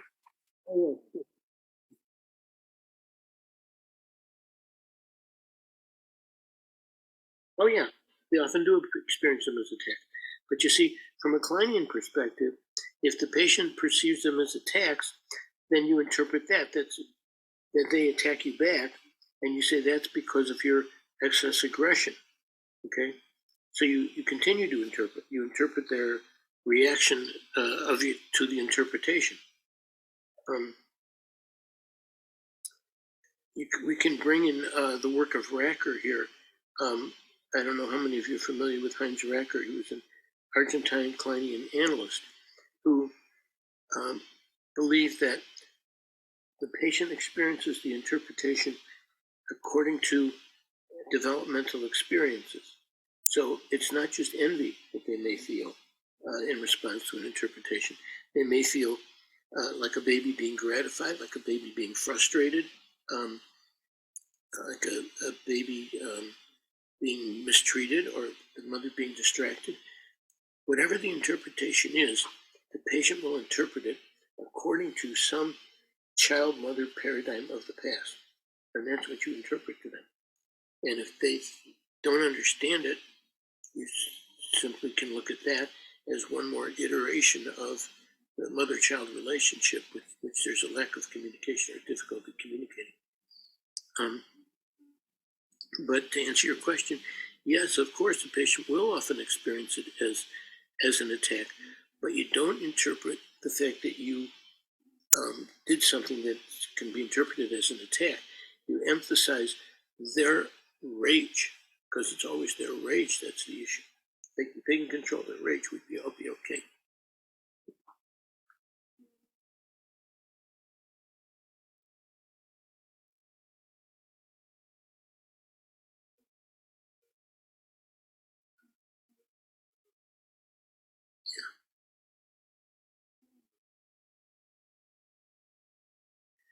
Yeah, so an example from Hannah Siegel. So the patient is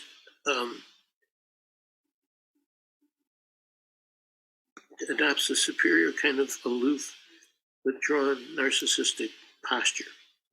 See, because for Siegel, the narcissistic defense is always a withdrawal.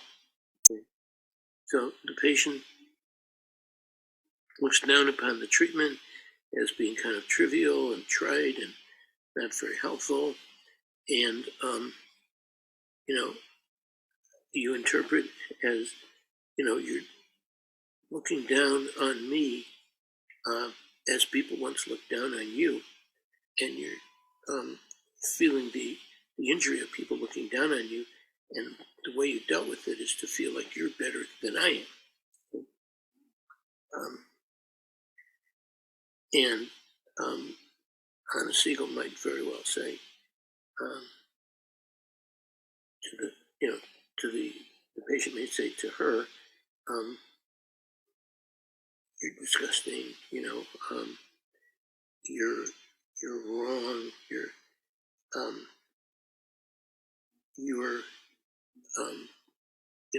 parceling out these kind of trivial tidbits that don't really mean anything, and you don't understand me."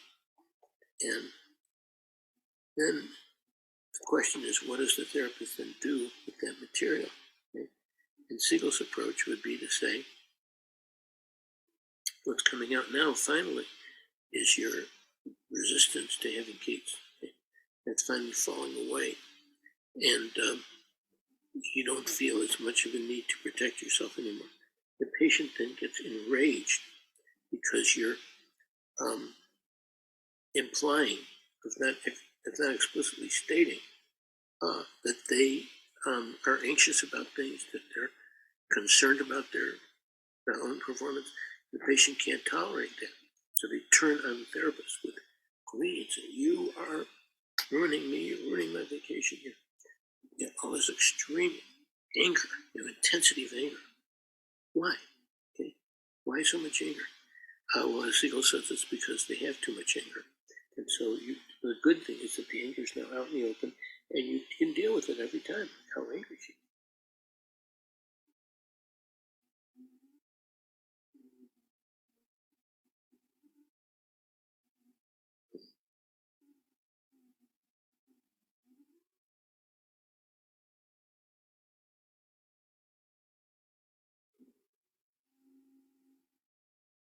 Okay.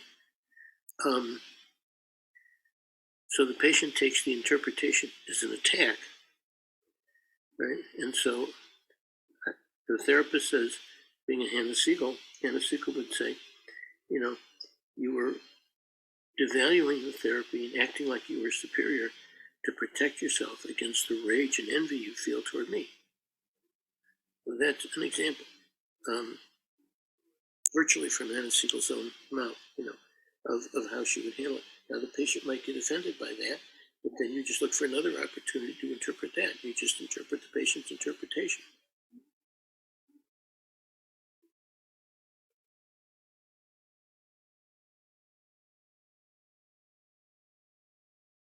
Yeah. Okay, so does that give a good example of understanding how Siegel would approach this? Her way is always to look at the anger and the envy. And she would probably throw in envy also, that you adopt this aloof posture like you're better than I am to protect yourself against the envy you feel toward me, because you feel like I've got something you don't have. And so you get enraged at me about it. And so that's examples of how Siegel would approach the patient, which is not very different from Kernberg, really. It's a lot of similarities between Siegel and Kernberg, in that the emphasis is always on the destructiveness of the aggressivity, the aggressive object relationship.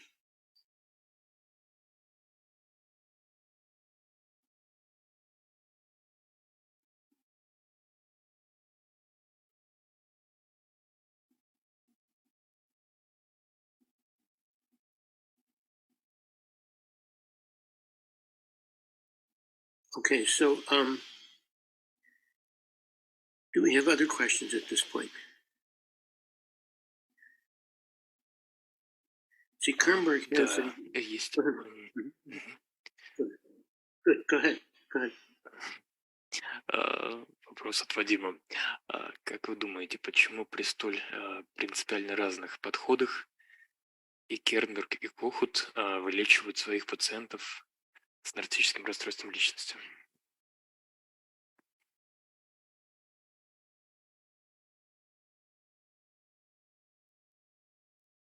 Mhm. Yeah. Well, that's a very good question. I don't know that I have the answer. Cohen tried to address it himself in his last book. He said the same kind of thing, like the analyst says to the patient something that Cohen would never say. He thought the patient would just be nonplussed by the therapist's response, which was a kind of Kleinian interpretation. And he was shocked at the way the patient responded, which was, oh, that's really helpful. It, feels good, feels right. And what Cohen concluded was that what matters is being able to touch the patient, to be able to really get there where they are emotionally. And that you can do that with a number of different theoretical approaches. So, you have the patient who's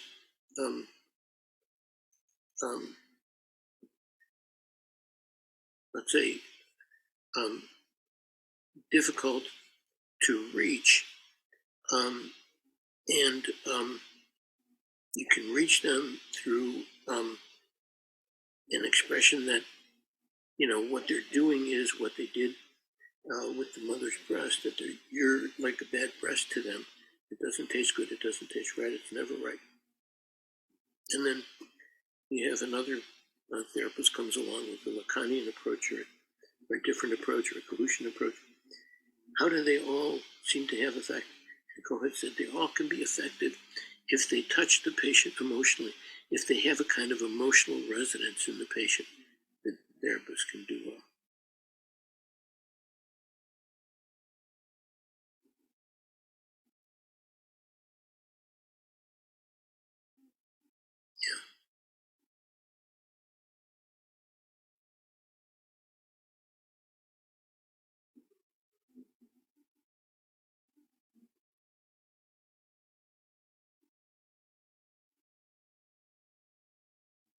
So,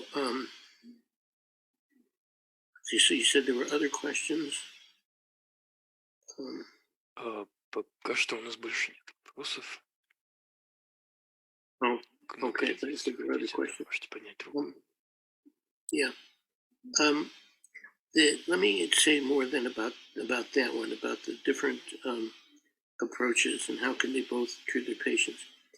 If the patient feels heard, if they feel there's an emotional resonance, they will respond well.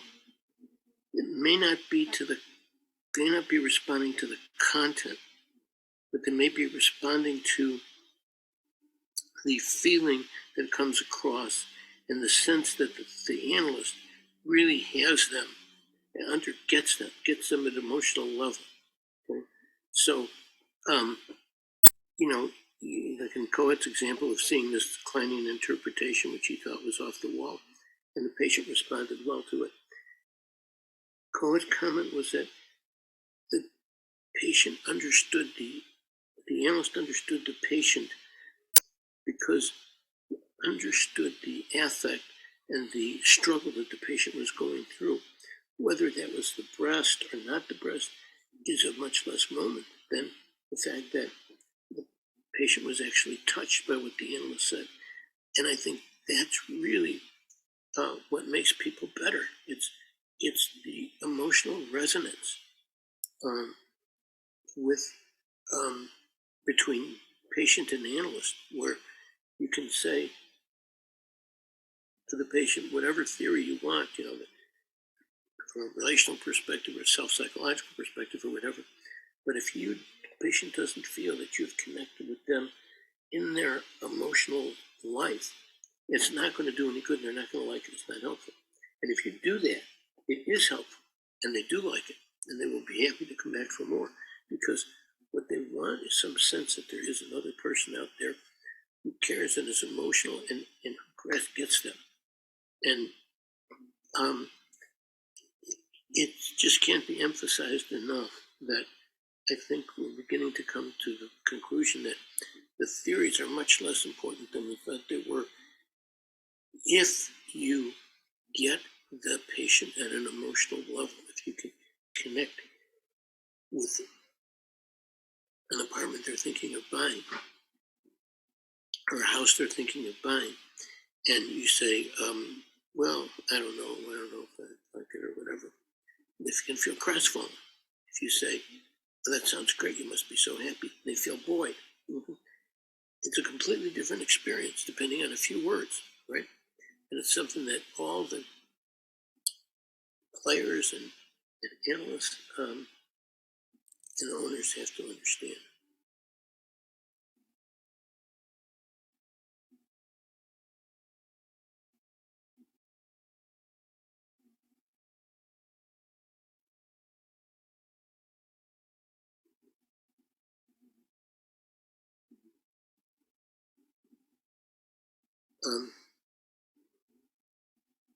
So we will talk more about this next week, but the narcissistic patient, whether you feel like the issue is the aggression or the issue is the vulnerability to the self, the lack of cohesiveness of the self, the patient is always crying out for somebody to get me, somebody to recognize me and appreciate me. And if they feel that that happens, patients often will respond and do very well. And if they don't feel it's happening, it doesn't matter how fancy or clever your interpretations are, they don't go anywhere. They do not go anywhere. It's the difference between a therapeutic process and an academic process. An academic process matters all day, all night, but not here, not in an academic setting. The patient responds to feeling that there is somebody else there that gets what they're saying, that it gets played back to them. This is what Winnicott meant when he said, he was coming through his diary and he saw this patient who, okay, yeah. What he said was that the recognition of the patient is what really the interpretation is when it's successful. What Winnicott said was that he once thought that analysis was about the making of clever interpretations, but he now realizes it's about adaptation to the patient. And it's about that adaptation to the patient that makes all the difference. And you can do that if you're a self-psychologist, a Kleinian, whatever you are, ego psychologist.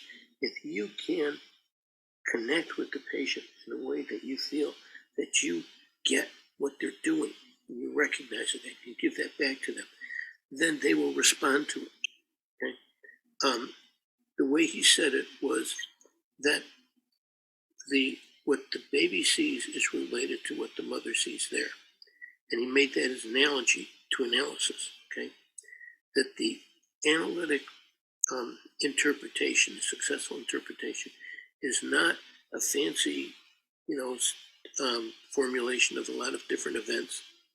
What it is it's about the therapist being able to make the patient feel heard, that you heard what they said and that you have digested it, you have it with you, and that you'll even bring it up tomorrow or the next day or the next year. Shows that you have it inside you, okay? And that's, I think, the key thing, okay? So you can have a patient who's hitting home runs all over the place, but they feel empty, right? Or you can have a patient who feels fulfilled and is not hitting home runs all over the place. It was fun.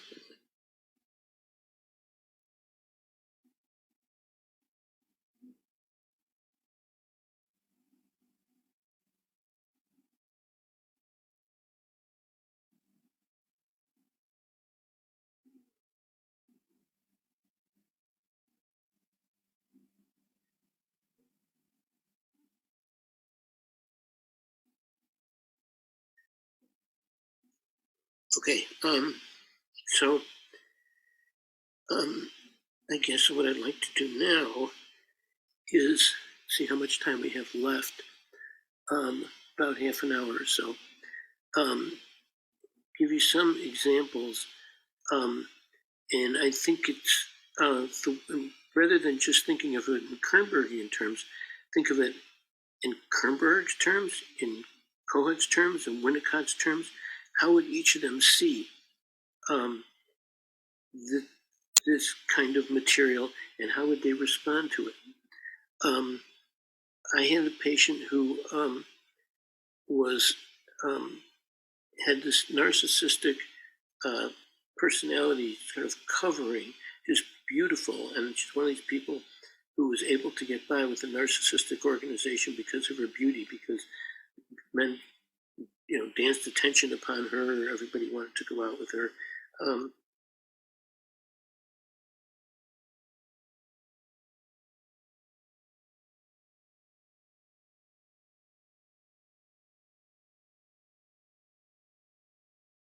Yeah, this is a woman, a young woman, beautiful young woman, okay, very attractive, who was able to get by with a narcissistic personality organization because of her beauty. Men danced attention on her. Wherever she went, she always got a lot of attention, admiration for her beauty. She was the kind of woman who men would just look at and see and say, "You have the most beautiful eyes I've ever seen. Would you have coffee with me?" They never had met her before, just seeing her on the street. And so she I'm trying to sort of abbreviate the clinical vignette. She was somebody who regarded herself as just sort of, and she was kind of flighty. She felt things, but she felt things very briefly and not at any kind of depth. More like she would feel good if something good happened, feel bad if something bad happened. But she didn't feel capable of really taking care of herself. But it didn't really matter because she felt unconsciously that it was other people's job to take care of her. And she was married when she first started seeing me, but she was flirting with having an affair with this guy who was giving her a lot of attention. And at home, the relationship with the husband was that he did everything. He took care of her, he made the meals, he did everything, and she didn't have to do anything. And this was just assumed for her, by her, to be just fine. It was this kind of entitlement that she never would have recognized as entitlement, but that's how she was. But, when I started addressing with her, her need to have other people take care of her, basically to exploit other people, she got extremely angry and upset, right? She didn't want to hear this, didn't think she should have to hear it. And I pointed out to her that, she had been to other therapists and she'd never gotten anywhere because she got away with anything she did. She didn't want to come, she didn't come. She avoided her issues. And I was insisting that that we address her issues that she didn't want to have addressed, like the fact that she expected to be taken care of by other people and didn't feel like she had to do anything herself. And that in response to that, she felt empty, alone, ineffective, and basically stupid. She called herself an empty-headed bimbo. So she had this empty-headed bimbo came out when I interpreted her grandiosity and her sense of entitlement. So then she comes in one day, and she had never expressed any anger at all. She always was flirtatious and coquettish and, ingratiating herself with her, flirtatiousness.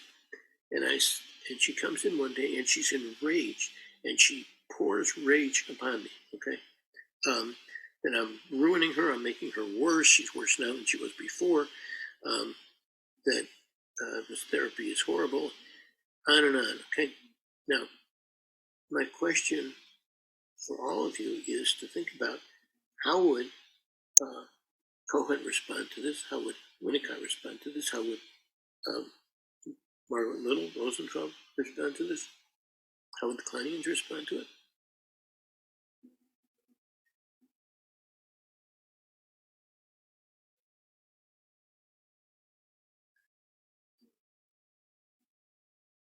Okay, so this is a case where you could look at it and you could say, from Winnicott's perspective, well, let's look at it from Kerber. From Kerber's perspective, now we got to the real thing. This is the rage that she had all her life. It's rage against her father. You see, the way she developed this coquettishness was that her father had a horrible temper, and he would take this temper out on everybody in the family. Everybody got attacked by him one time or another, except for her. She was the only one he never yelled at. And the reason was that she knew how to charm him. She learned how to charm him and how to disarm him. And that's how she got through life, the same way she got through her father. So when I brought up her father, and she said, she dismissed her father, and I said, you have been afraid of your father your whole life, and you developed this coquettishness because you're afraid of him, not because... Yeah, no, I said it. I said to her that that she dismissed her father because she was in fact afraid of him, and she learned how to be coquettish and flirtatious because she was afraid of her father's wrath. Okay, and that what she was doing is spending her life trying to avoid her anger, other people's anger, and now finally we got to the anger that she had been avoiding. Now, from a Kernbergian perspective, you could say we got to the real issue, which is her rage, and all this defense, the coquettishness and flirtatiousness was all a defense against the rage. But if we look deeper, she had felt completely neglected by both parents, especially her father. Okay, she had been bulimic as a teenager, and her parents didn't say anything about it. She was virtually throwing up in front of their face, and they never acknowledged that she had any kind of eating disorder, and she was enraged at them about that. Okay, so you can say, yes, we got to the rage, but the rage is in response to this feeling that she had been treated so cavalierly. I mean, to the point that, this idea of being an empty-headed bimbo was really the way the parents had defined her, as a beautiful, but, not very bright, not very with it. And that she had never acknowledged that to herself. It had never been conscious that she was enraged at the insult to her sense of self. So from that point of view, you could say that this is how, a self-psychologist, Cohen, or possibly Winnicott, would say, okay, we have to understand that you felt so hurt by the way you were treated that you're full of rage. Okay, so the rage then is secondary, right? And for Winnicott, the point is to say, you feel abandoned, invisible, okay, that nobody sees you. Okay? And this is the first time really that anybody has ever seen you. That's a Winnicottian approach, right? So you can think about, these different approaches and which you think is best and which you think makes most sense. But it's only if she feels that I get what she's experiencing that it's going to make a difference. And the reason that it did make a difference is because I said that she was afraid of her father, and she was doing all of this to avoid him, because she was afraid of his wrath, and it made her feel, and the wrath was that the way he treated her made her feel like she was inadequate, like she was stupid, and she was enraged at feeling that she...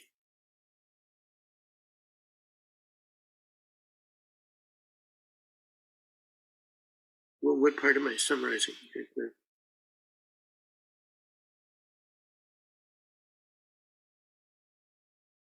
Okay,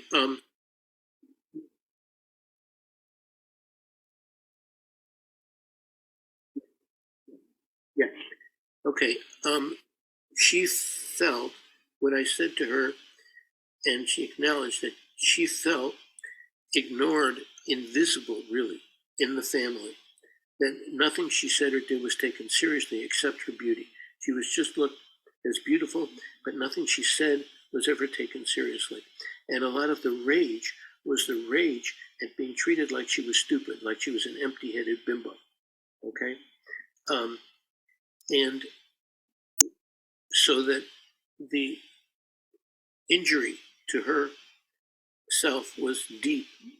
And as a response to always feeling like she was an empty-headed bimbo, she had developed this sort of sense of entitlement and getting all this gratification for her beauty, which allowed her to defend against the fact that she was terrified she was an empty-headed bimbo.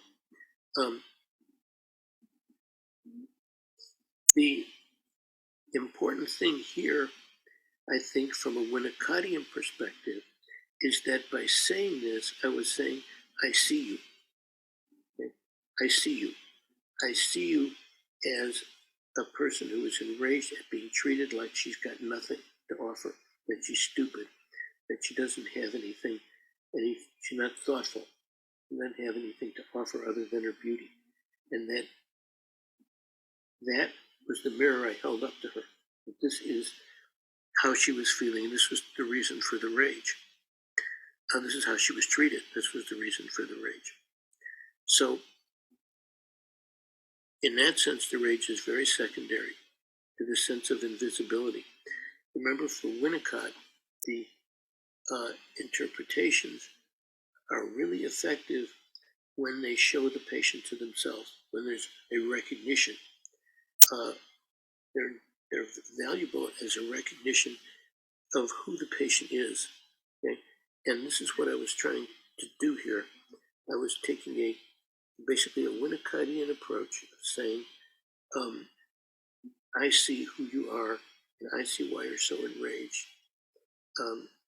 And the end result of this, by the way, is that she went back to school in a very demanding academic program that she thought she could never handle. And she went through it, and she went through it successfully, and she became a professional.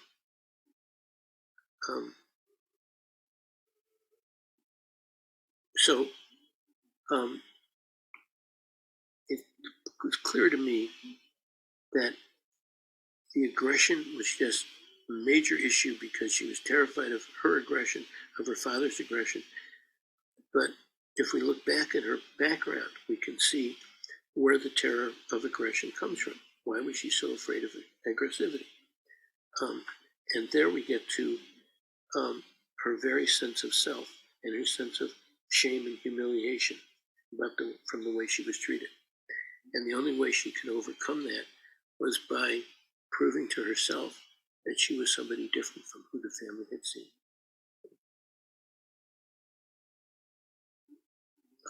And so it's for Winnicott, it's about who you see. When you look at the patient, who do you see? Okay, we have a little less than 15 minutes. I want to stop here and entertain all questions.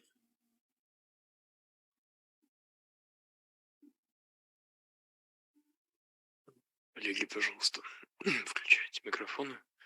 Ну, то есть можете поднимать руку и задавать вопросы голосом. You have any hands raised? Пока что нет. Может быть, кто-нибудь захочет. It doesn't have to be a question. It could be a comment, a criticism, a thought you had, something that was evoked in you by any of these discussions. It doesn't have to be a question. You may have an idea, or you may have a perspective that you want to bring in, or a case. You may want to bring in a case. That would be fine too. Патимат, пожалуйста. Да, здравствуйте. У меня вот вопрос такой. Агрессия, о которой идет речь, Да. это та агрессия, которая необходима для того, чтобы познавать объект. То есть она вытесняется или отрицается, что, ну, ее наличие.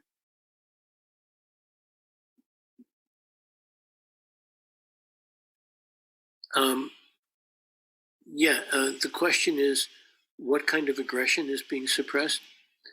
Do I have that right? Yeah.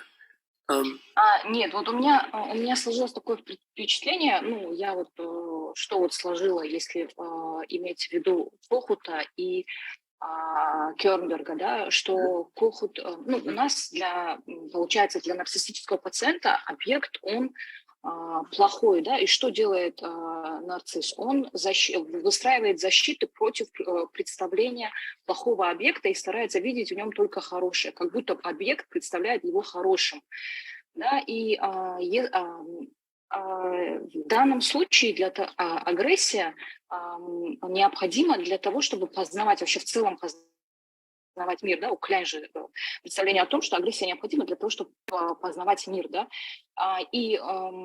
опыт нарциссического пациента с нарциссическим расстройством такой, что при познании объекта он вызывает у него фрустрацию, то есть объект плохой, скажем так, да, и получается, эта агрессия, она убирается для того, чтобы не познавать объект, для того, чтобы оставить представление об объекте такое, что ему не причиняло бы боль. И как будто бы из-за этого эта агрессия уходит, ну, на второй план, да, и поэтому Кернберг, ну, как будто бы Кернберг считает, что лучше работать с этой агрессией, потому что как раз-таки агрессия и соединит настоящий, ну, тот объект, который внутри у пациента, с настоящим объектом, потому что он увидит в реальности, он выразит агрессию относительно объекта, увидит этот объект в терапевте, и ну, представление об объекте будет более связанным с реальностью, а если это еще и терапевт, то он будет улучшаться, представление о терапевте, об объекте будет улучшаться. Я вот поэтому спросила про агрессию, ну вот что именно это за агрессия, можно ли говорить о том, что это агрессия для того, чтобы познавать объект?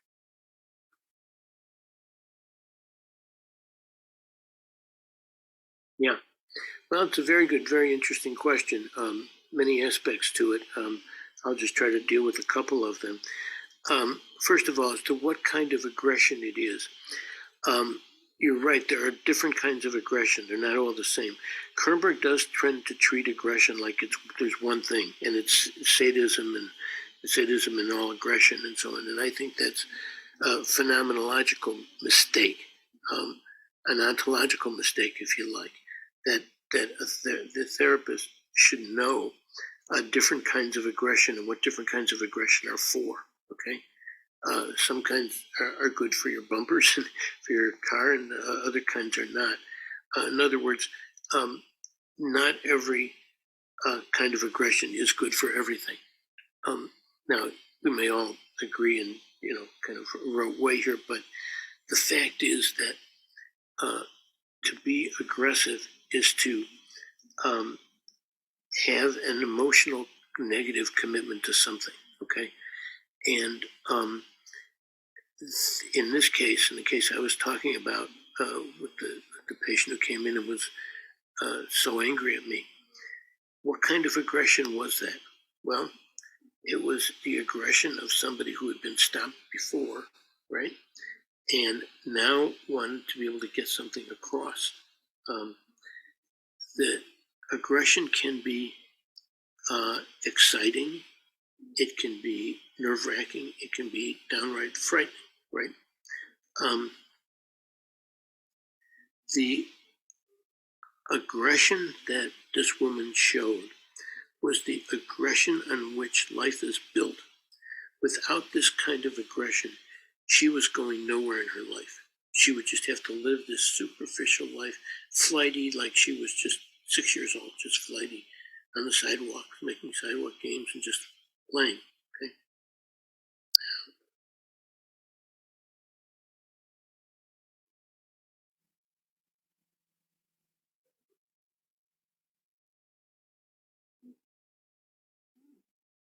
Yeah.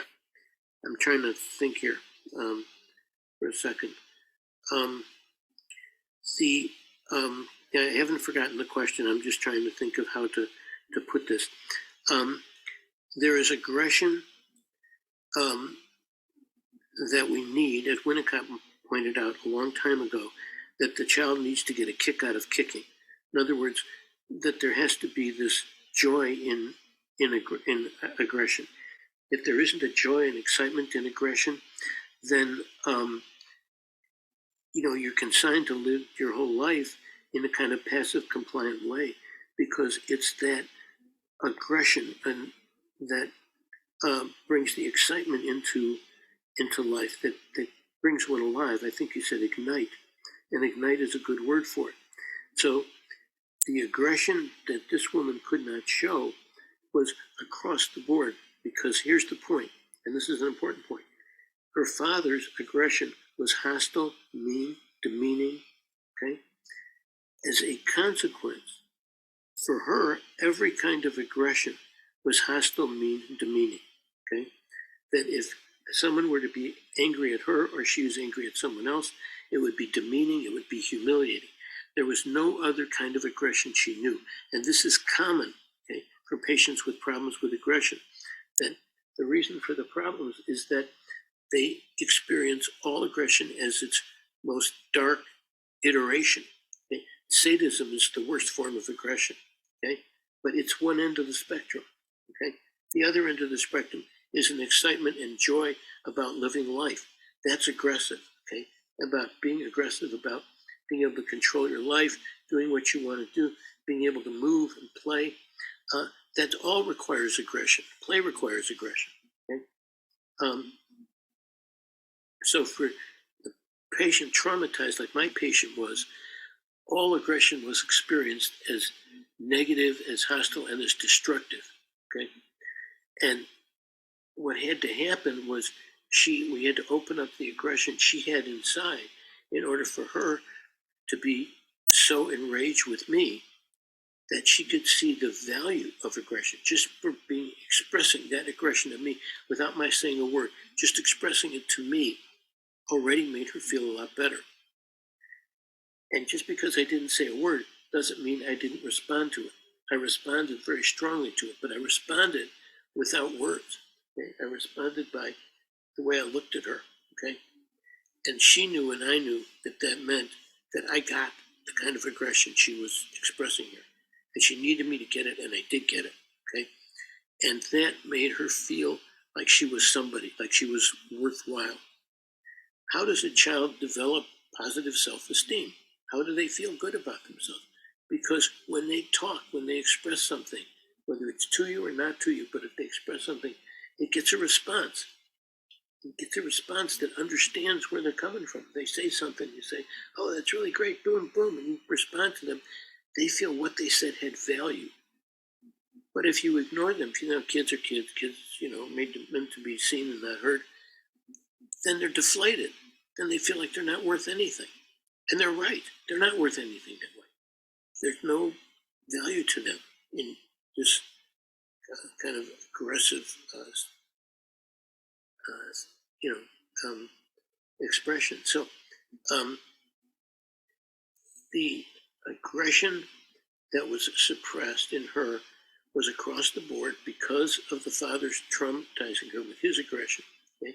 And she didn't realize there was aggression that brought excitement into the world, that brought excitement into her play, into her behavior, into everything she did. And she only understood that when we got to the point where she could finally see how I could be aggressive with her and eating without eating her. And she could.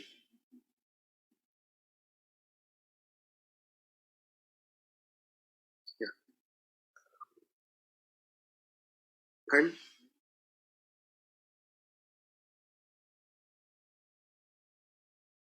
She understood. Yeah. She understood that I saw in her aggression that was exciting, that was fun, it was not hostile and destructive, okay? And so I had to see that because she couldn't see it in herself, okay? And I actually welcomed her aggression. I welcomed her anger at me. I thought it was a positive thing. And I thought it was positive because it was her saying, this is who I am. I'm so angry at people treating me like it's empty-headed bimbo. I'm not that. I'm something more than that. Okay? She was asserting who she was. And so this was the aggression of excitement that motivated her to do something with herself in the world. Okay? And so that's what she got out of it. That's what she saw in herself, and she never realized she had. It was not the aggression that we were interested in, was not the aggression of hatred, of sadism. It's the aggression of a positive feeling about oneself and one's world. The idea that all aggression is good aggression and it's good if the patient's aggressive, that is, to me, so superficial and pointless because it doesn't distinguish between types of aggression. As our student here did, and it was such a worthwhile contribution to this discussion, that when she felt aggression, she was feeling aggression that helped motivate her to do things with herself, okay? To set up an organization that was hers and hers alone, okay? But she never had before.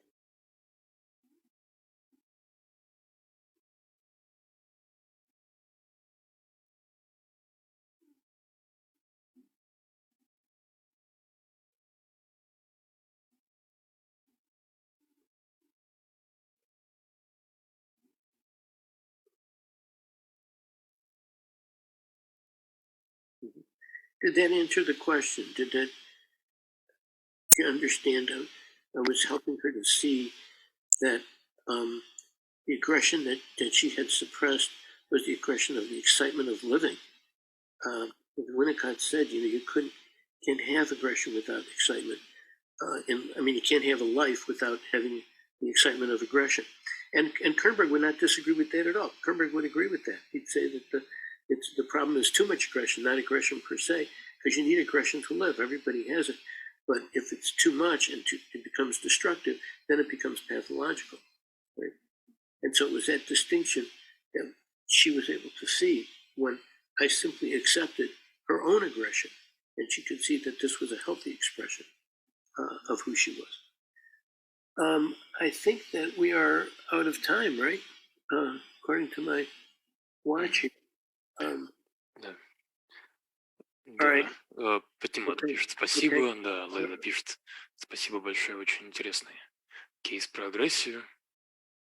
Ну и другие коллеги тоже благодарят за занятия. Thank you so much, and I'll send some gratitude to all of you. Thank you for being such a wonderful class. And we will not meet next week. We'll meet in 2 weeks, and we will talk about all these theories together. And I'll talk to you about my view of an object relations view of narcissistic disorders. So I'm looking